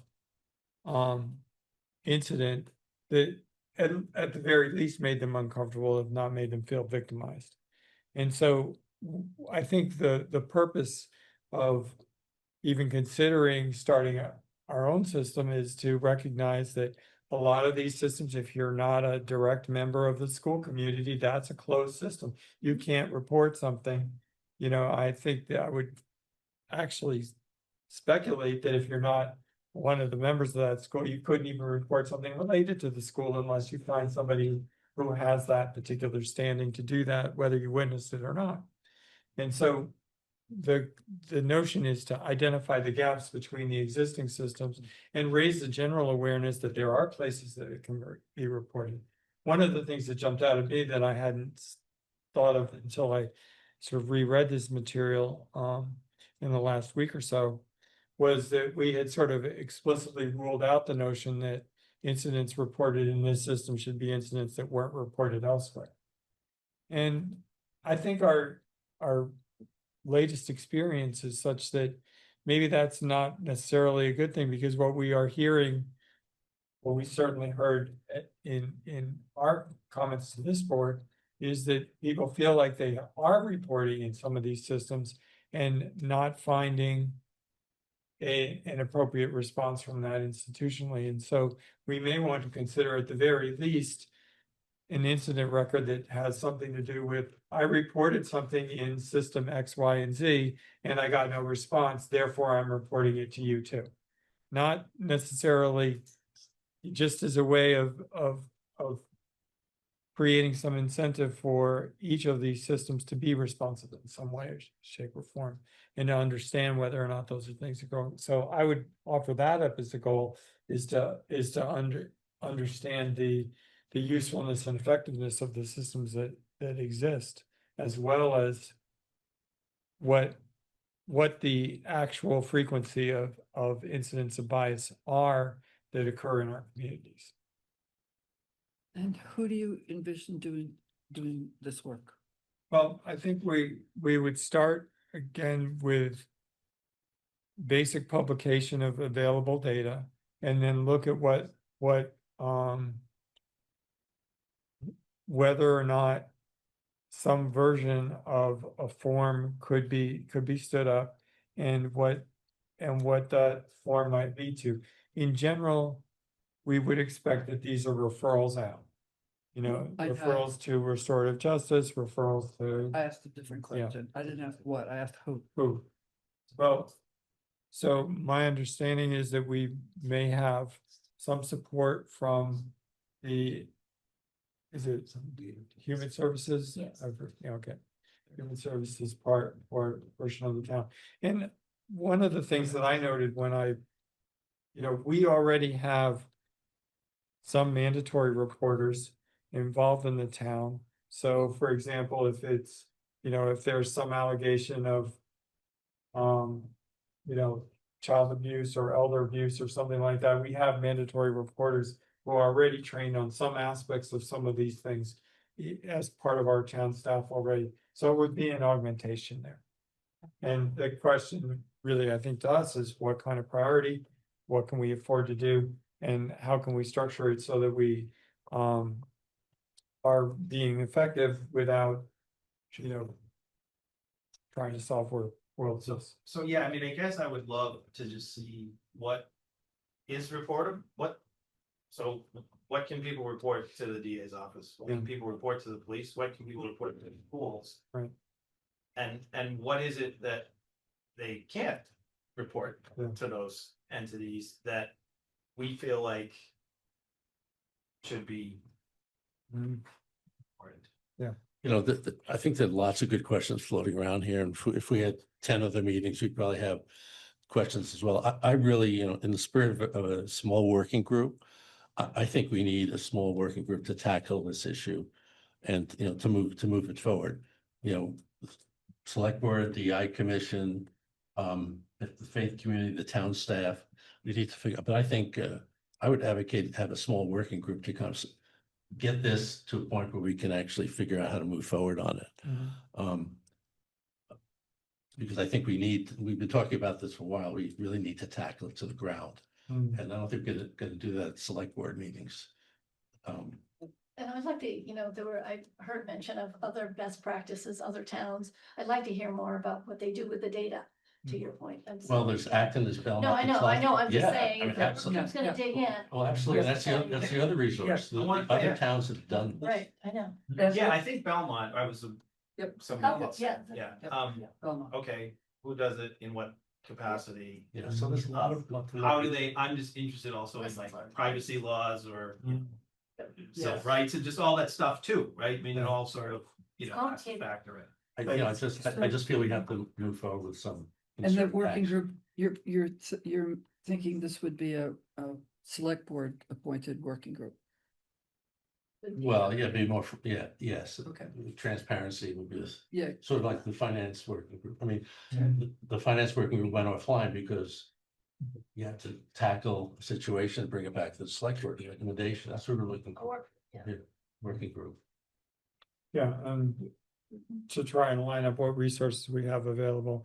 It does seem to me that lining up some kind of restorative justice pathway for those things that are not criminal, where there are multiple parties involved. I mean, if you look at a lot of these incidents, you know, the ones that, for example, that I talked about today, we have, on the one hand, an incident definitely occurred, but we don't know who the party was that actually did these acts, and so it's not that straightforward until an investigation occurs to figure that out. But you know, there are other types of incidents where it may be a little bit more clear who's involved in some level of resolution.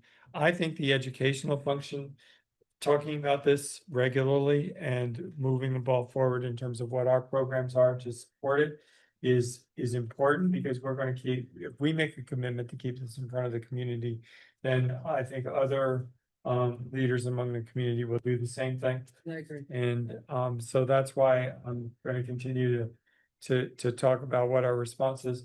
And I do think that starting with, okay, what can we learn about the past, which may be informative towards the future, is also a good guide to where are the gaps that we might need to fill in with a system of our own, even as we also just simply elevate the awareness of what has been going on and what is going on in our community almost on a daily basis now. I think that's great, and I really like your opening statement today.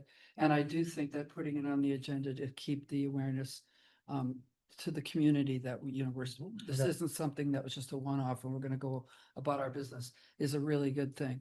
But as far as taking action, concrete action around a reporting system, having these discussions like this, Right. I think we need a more focused approach. Okay. And that's why I do think that a fast-moving working group that can answer some of the things that we've been talking about, that's transparent and that answers to the select board, would be something I would support.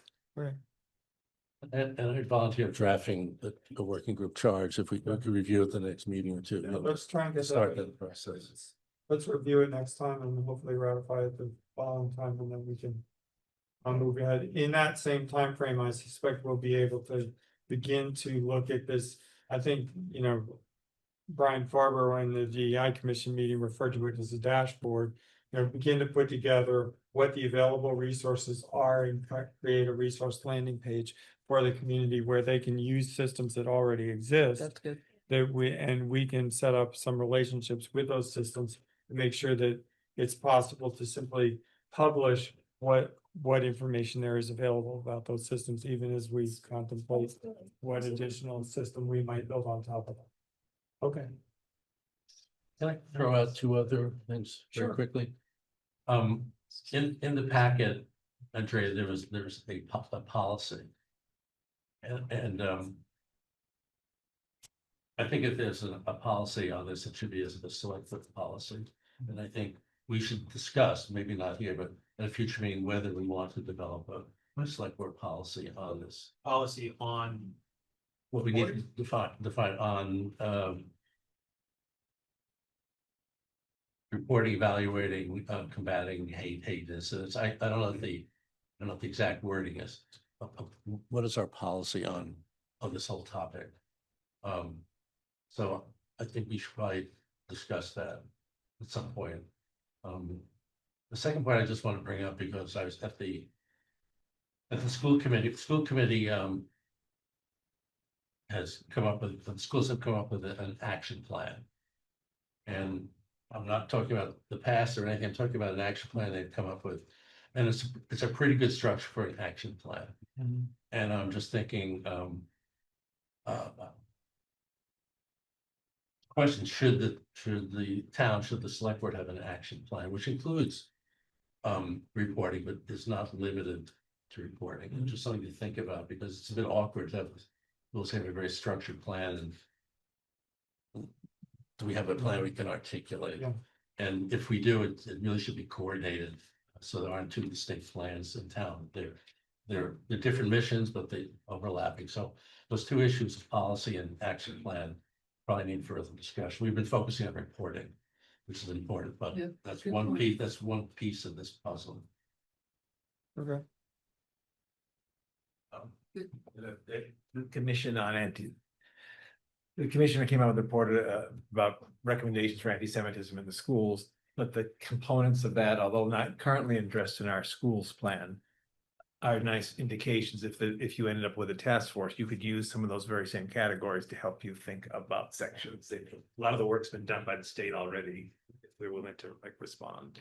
And I just wanted to go back to Cameron. You asked a good question that I know that's on average people's mind, like, is someone from the town gonna come and, no, that's not how these reporting systems work. I think an example might be helpful. Like if I go into a store and something happens to me and I don't know who to talk to about it, I'm not gonna call the police because it seems so minor.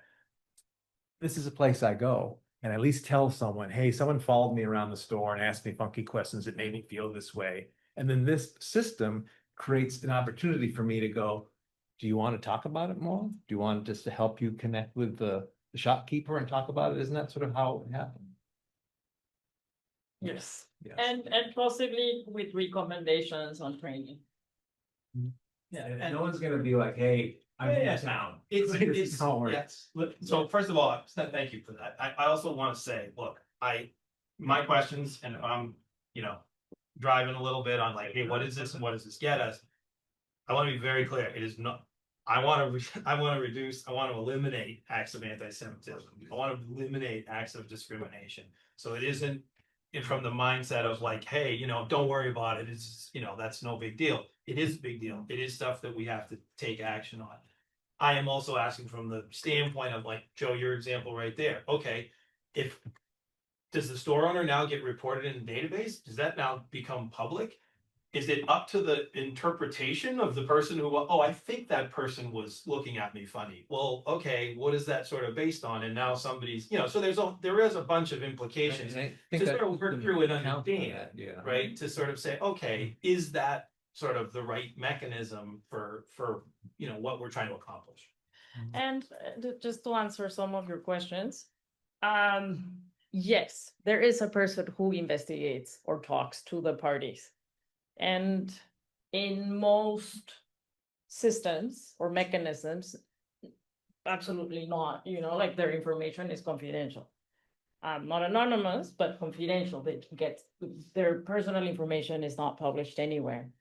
And then the behavior is classified according to the policy. So the policy is the framework of action of whatever is going to happen. And recommendations are made. That's how these type of systems usually work everywhere, including organizations. All right, so we're gonna look at a draft charge for a working group. And as I've been saying all along, we're gonna keep coming back to this topic. Thank you. Great. Appreciate it. Thank you all. Discussion. Is there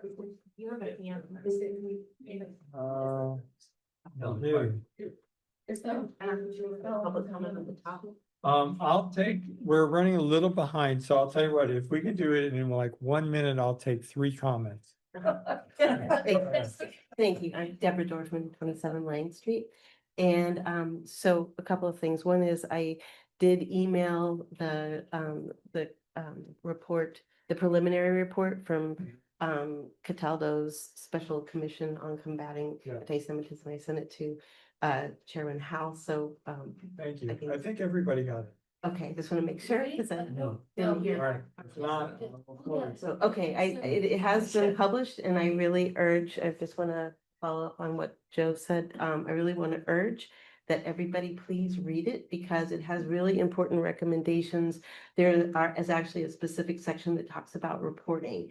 And it's not only sort of how reporting, that there's some recommendations on that, but also the investigation for how that happens. And so I would urge, I think it's helpful. The whole thing is also on education.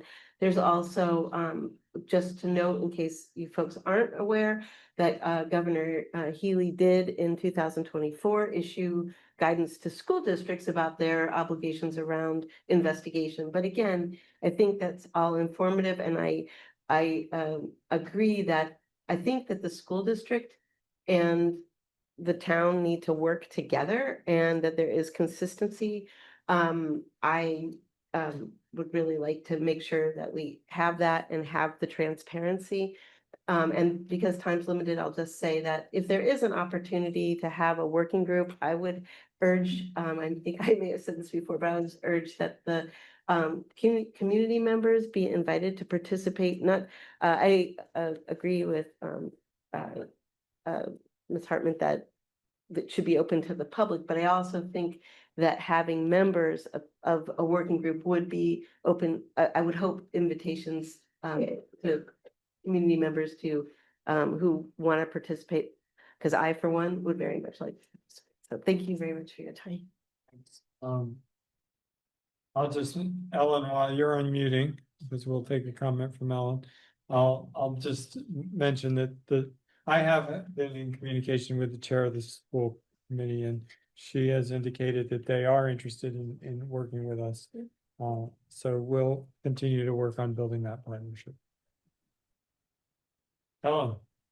Okay, just really quickly, in terms of community building, stories are incredibly important.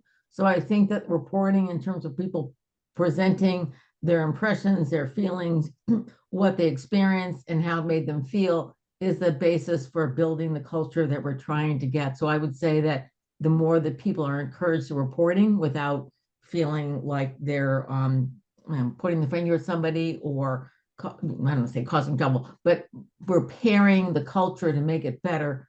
The more stories we have, the more emotions we have, the better. That's all. Thank you. Okay. Everybody's taking me up on my 3rd minute, so we're going to move on to the town manager's evaluation. Welcome, Jess.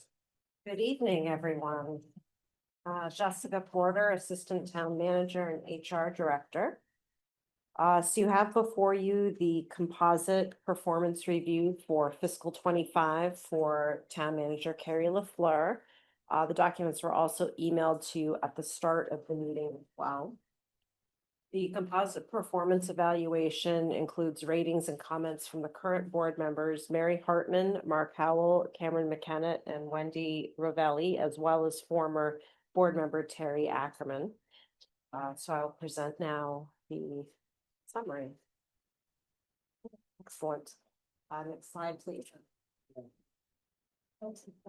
So as a reminder, the rating scale is based on a 3-point scale, 1 being insufficient progress, 2 being progress completion meets expectations, and progress completion exceeds expectations for the first section of the review, which is the goals section. Next slide. On the goals section of the evaluation, the composite rating was 1.899 out of 3. And you'll see there was 5 categories of goals listed in this year's review: organizational resilience, DEI and B, effective governance and communication, financial resiliency, and strategic planning. So you'll see there are the composite ratings for each of those categories of goals, with, again, the final goal rating of 1.899. Sorry, just, I'm following along with what was produced here. Is that the same? Yes, so those numbers were used to make the slides that we're watching. Okay. Watching tonight. So the number that's reported on the slide is the average on the. Okay, so the overall section was 1.8. Correct. 99. So Now if we're you look going at to the each first. subsection. Yes. Okay, I got it. Yes. Thank you. Sorry. Sorry Just for that. trying to follow. So, okay, so yes, the overall. Yes, for the whole goals section. Now I'll Got go it. through each category. Yeah. Thank you. So going forward, the comments here are not verbatim. The larger document that I passed out at the start of the meeting is all of the comments verbatim. So the comments on the slides tonight are simply paraphrasing and just a sampling of the various comments. So for organizational resilience, which was a 1.867 out of 3, general comments, good progress making updates to personnel systems. Implementation of merit pay plan has been accomplished. Need to continue making progress on position controls and reporting. Implementation of the merit-based system, which aligns the goals of departments and staff to those of the town manager and select board, is a significant achievement, and has thoughtfully implemented organizational changes to adapt to evolving business needs, particularly in community development and sustainability. Next slide, please. Under diversity, equity, inclusion, and belonging, the composite rating was a 2.0 out of 3. Sufficient progress has been achieved given the limits on resources and other priorities in fiscal 25. Ms. LaFleur has an approach that recognizes and enables DEIB with a particular focus on inclusion. She has identified a staff lead to handle internal work, which seems to be working well. Supportive of diversity and recruitment, highlighting individual staff accomplishments and promoting diversity through workplace education. The new Inclusion Chronicles are informative, relevant, and incorporate both staff and citizen activities and accomplishments. Next slide, please. Under the effective governance and communications goal, 1.88 out of 3. Bi-weekly report does a good job informing residents of what town departments have done, yet misses an opportunity to talk about plans for the future. Collaboration and coordination among the leadership teams is positive and productive. The Civic Concord podcast and economic vitality report are good examples of improved communications. Dedicated web pages have been critical for citizen engagement on key projects such as the 250th and MCI. And improving future communication on project status would be beneficial. On the financial resiliency goal category, 1.7 out of 3. A simplified, more user-friendly budget format that ties spending to property tax bills would be helpful. Progress has been made on the capital plan with improved visibility. Limited progress on chargebacks and cost assignment. Implementation of the Munis budgeting module modernized the submission, tracking, and management of operational and capital budgets and provided an online graphical interface for the public. And the rollout of the proposed pilot program was also delayed and will need to be advanced in fiscal 26. Under strategic planning, 1.913 out of 3. The road program initiative, progress on MCI, as well as work on historic preservation plan, demonstrate a good commitment to establishing horizon line goals that influence tactical action. Good progress on stormwater and rate setting, allocation of state funds for the assessment of the MCI wastewater treatment plant has positioned the town well for successful financial negotiation with the state. And Ms. LaFleur has also supported continued funding for strategic projects, including MCI and revision of the climate action and resiliency plan. Now we'll move into the second section, which is the general leadership section of the review. So again, here's the rating scale for this section, with 1 being below satisfactory, 2 being satisfactory, 3 being above satisfactory. Next slide, please. Yeah. For evaluation of general leadership, the composite rating is 2.364 out of 3. And then the categories are listed there, which similarly, I'll walk through each of those, but just so you can see the quick snapshot here of all of them together. Next slide. So the first section is the board support. That's a 2.44 out of 3 rating. ARPA updates were well done and appreciated. Improvements in presentation of regular information and communication were evident during this period. Ms. LaFleur is consistent and collaborative. Be more proactive in framing the implications of different choices on town staff and budgets. And Ms. LaFleur makes time to meet individually with board members and willingly shares her knowledge, perspective, and provides constructive feedback on issues. Under the leadership section, 2.44 out of 3. Innovation, active listening, and transparency are exceptionally strong. Especially patient with citizen inquiries. Ms. LaFleur has a positive attitude and maintains a calm demeanor. Based on the board's direction, she assigned resources and funding to support the unanticipated use of clickers for town meeting. And Doug Whitefield collaborated with the leadership of the Friends of Concord Carlisle Playing Fields and expedited the evaluation, planning, and schedule, including input on environmental concerns and school schedules. Under the management section, 2.333 out of 3. The 250th was a fantastic event, extremely well done and very appreciated by the community. Acknowledging that there are ongoing efforts on morale and loyalty, these are notoriously difficult to gauge.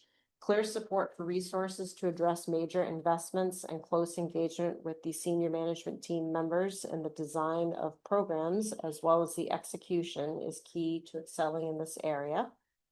I would like to see more benchmarking of best practices and more ideas on how we can make our government services more efficient. And Ms. LaFleur has established a strong management team and is well respected by staff and town citizens. On the finance category, 2.32 out of 3. Budget presentation to select board was excellent. Clear identification of productivity improvements and their impact on spending and property taxes is missing. There was progress in fiscal 25 in presenting budgets and financial figures to the select board in a way that enables drilling down into the issues and getting to meaningful discussion. Made critical staff reductions, but ensured related program support will continue. And communication on the need and funding strategy for the road program was well supported and executed. Under communications, 2.233 out of 3. Presentations are well organized and informative, a good grasp of the community, encourages community involvement in a positive manner, is always well prepared and commands respect from others based on her level of knowledge, expertise, and honesty, and follows up with citizen concerns, providing thorough and thoughtful written responses. Under personal characteristics, 2.45 out of 3. Can-do attitude was well displayed during the 250th events and in the months of planning leading up to them. Personal integrity is very high. Ms. LaFleur is approachable and operates with honesty and integrity. Ms. LaFleur does not jump to conclusions, and she is careful to consider various aspects of a situation before offering a recommendation. Then to summarize some of the recognized strengths, thoughtfully implements organizational challenges to adapt to evolving business needs, approaches Approach recognizes and enables DEIB with a particular focus on inclusion. Improved communications, the Civic Concord podcast and Economic Vitality Report are good examples. Capital planning and budgeting, professionalism, integrity, honesty, accessibility, and collaborative. Transparent and active listener, and solid communication skills. Some of the areas for improvement: more delegation of day-to-day internal operational activities versus outward-facing strategic issues. Ensure accurate, timely updates to the website. Identification of productivity improvements and their impact on spending and property taxes. Increase benchmarking of best practices. Delayed implementation of the pilot program. And look to increase response time to the start and completion of large projects and provide broader updates on projects. And some general overall comments: continues to foster positive relationships with the leadership management team that maintain good morale and loyalty to the town. Has creatively reorganized staff with talented division and department managers in place. Now we need to utilize the team to its full potential. Addressing the staffing needs and strategic planning for facilities is beginning to take place and needs to continue. Is open to feedback and willing to lean in to figure out how to improve what we do for Concord. And is a strong leader, and she has established an effective and engaged management team. So the overall composite rating for the entire review, both parts, is a 2.174 out of 3. One thing I did neglect to mention too, going through the slides, is for historical perspective, I did include the ratings for fiscal 24, and then in theory next year we'll have 3 years worth. That people can have the data snapshot of ratings from year to year. So that's why you see fiscal 24 up there as well.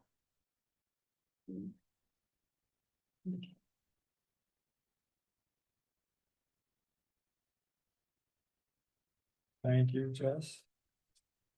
And just also for history, I believe that for fiscal 24, we only had 4 select board members Correct. responding. Correct. Last year, just the numbers are gonna work out a little differently. But I think the categories and areas were generally the same. Anybody have any questions or comments? I mean, I guess we just got this, so Yes. we have to go read it again. Yeah. I just want to recognize that this was a particularly challenging year with the 250th, and there was a lot that was going on with staff, and I don't carry that prioritize getting some things done and not other things that needs to be done, and so it's always a challenge, but I think it's been a great year and a lot to be proud of. I was just gonna make a process comment. I knew that we'd be getting this tonight, and so we'll wanna read through it and process it a little bit. But I'm gonna propose that in the executive session that's associated with our next meeting on September 8th, we have a discussion about the merit increase that's associated with the evaluation rating. So we'll put that on the agenda, and then we can have a discussion about timing on that, but if we make that decision, then we could announce it publicly either at the beginning of the following meeting, if we do that executive session at the end like we have been doing, or we could schedule that before the meeting and then announce it right away. So I'd be open to comments on that scheduling matter, but I was thinking that we probably, since it's only 1 week apart, we'd probably just do it at the end and then announce it on the 15th. Does anybody else have any questions or comments? I was going to give Carrie an opportunity to make a statement. Thank you. I just wanted to take a couple of minutes. So thank you to the members of the select board for the time and the thought and devotion that you've put into this evaluation process. I know it's very difficult, and I think I said this last year, it might be more difficult for you than me after having gone through a process like this for 20 plus years at this point. I do value your feedback and appreciate the opportunity to reflect both on progress and work ahead. I'm especially pleased to hear your recognition of the town's achievements over the past year, from the successful 250th celebrations to improvements in our capital planning process and communication tools, to advancing diversity and inclusion through initiatives like the Inclusion Chronicles that was already mentioned. These accomplishments reflect the dedication of an extraordinary team of staff, and I'm grateful to work alongside them. I take seriously your suggestions on areas of improvement. I think many of them are things that I would have noted myself. I agree that there is more that we can do to ensure timely updates on major projects, and I think we've taken some steps in that direction with the report that I talked to you about last week or 2 weeks ago. To connect budgets more clearly to productivity and tax impacts, and to make sure our communications point to where we're headed and not just an acknowledgement of where we've been. I also hear your encouragement to delegate more internal functions so that I can devote more focus to outward-facing strategic priorities. These are all fair and valuable points, and I intend to put them into practice. Overall, I view this evaluation as both affirming and constructive. I remain committed to working collaboratively alongside with you, with the staff, and with the community to build on our success, to strengthen our financial and organizational resilience, and to keep Concord moving forward. I thank you again for your trust, your partnership, and your candor. Thank you. Okay. So we'll take this back up on September 8th in executive session. And ready for liaison reports or comments on liaison reports. Thank you, Jess. I missed the written submissions. I'll be better. I just have a few comments on. Someone took a DI and also transportation, public works a little bit. So the commission met on August 12th, introduced the new co-chair, you met her tonight, Andrea, not new, but, and thank Nancy Brown for her service as co-chair. The commission has drafted a revised charge for the commission, explicitly including anti-Semitism and other changes that charge is being circulated widely. They ask for feedback and they're getting feedback. I expect that they'll formalize the changes, and I hope that we can consider and vote on those changes on October 6th meeting. I'm estimating that, so we're out there a few meetings because their next meeting is not until the approximately the 24th. Speaking of the 24th, I advise them that that is the second day of Rosh Hashanah, and either they should move the date or have the meeting in the evening after the sunset. So I haven't seen a change in that yet, but they're working on that. I've also been having conversations with the co-chairs about opening up the meeting to a hybrid form. And I think it'd be benefit the community, benefit the commission as well. I think the work they're doing is important. It's getting more important. I think we are empowering them, giving them more community obligations of impact. I think the more people that can see that, better. I know they had some concerns about privacy and amenity, but I think they can overcome that. So I heard some comments from the select board today on that, so I hope they can proceed on that. So that's all I have. That Transportation Advisory Committee, they met, they discussed a bicycle safety flyer that was developed by Melanie Dinan, which they intend to circulate widely. It's a very one-page flyer that I think is very helpful.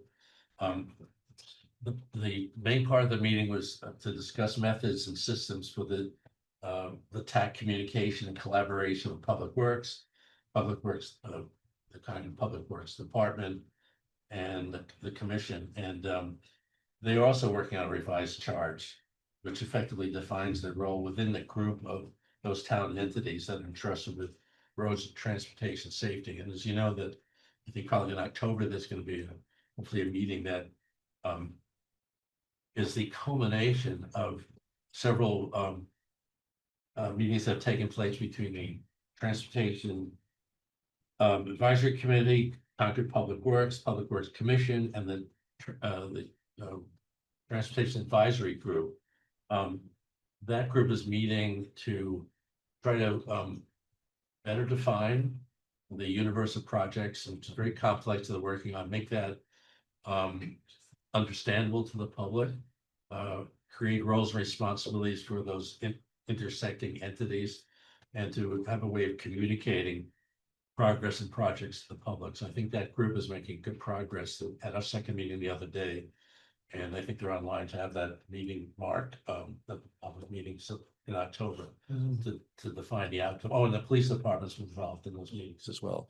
So everybody's touched the roads, safety, every parts of transportation safety and road improvements been part of that. Of course, the last meeting was actually a happy meeting because it was the day after the article was passed. So and now they have more resources to work with, and I think the entire group has an opportunity to demonstrate to the taxpayers what I call a return on their investment.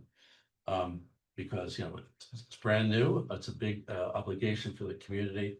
And I think there's big plans, and as long as the progress can be communicated and understood by the public, I think public will understand the benefits of an affirmative vote on that article. Thanks, that's all I have. Wendy? You know what, I think my liaison report finally got in the package. I don't know if everybody saw it, but the one thing that, did you? Oh, Yeah, okay. yeah. Right, the only thing that, because it's related to goals, I just wanted to point out was that work on the RFP for the climate action plan is in process, and there's a target date. I'm trying to remember it off the top of my head. I think they're due October 10th. RFPs will be back. That's the target date right now. So that project is moving forward as we'd expect. So it's all good. I'll report more. as it Remind me proceeds. when you get some funding for that. Yeah, we at ARPA, there was 75,000. What was ARPA? It was actually in the budget. It was in the capital plan. It was in the capital. Yeah, 75,000. And when is it likely to be?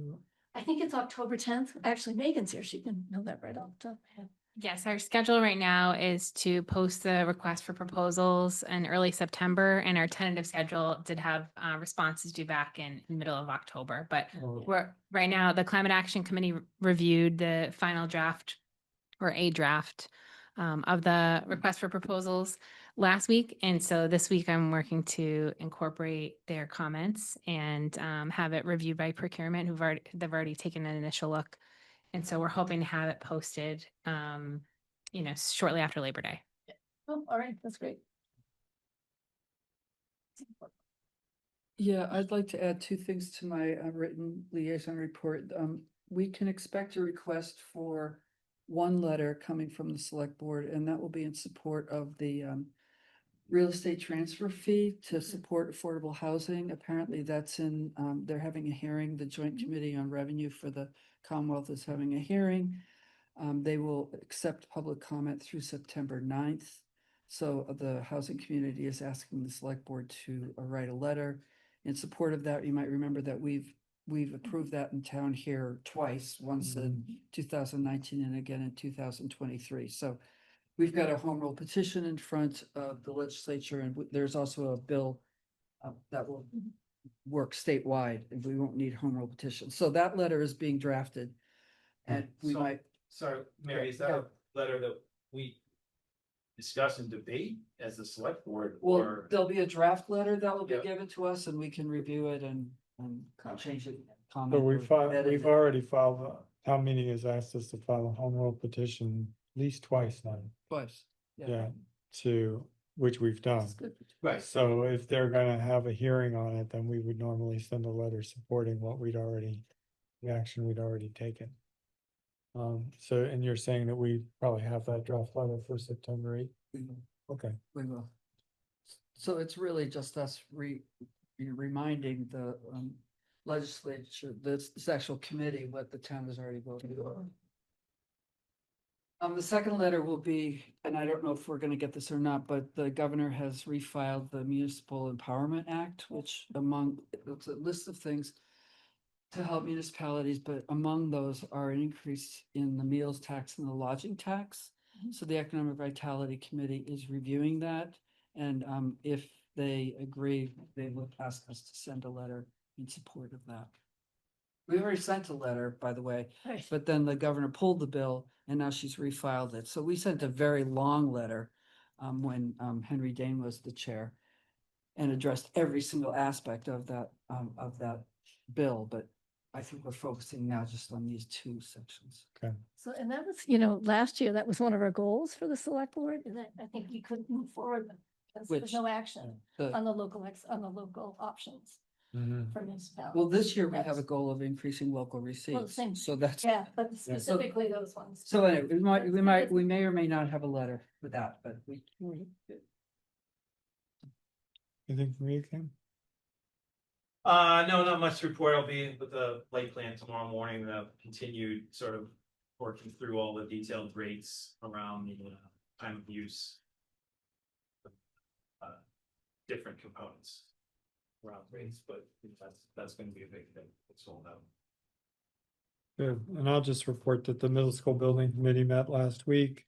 Things are on track with a very short punch list for the middle school preparing for the reopening of school.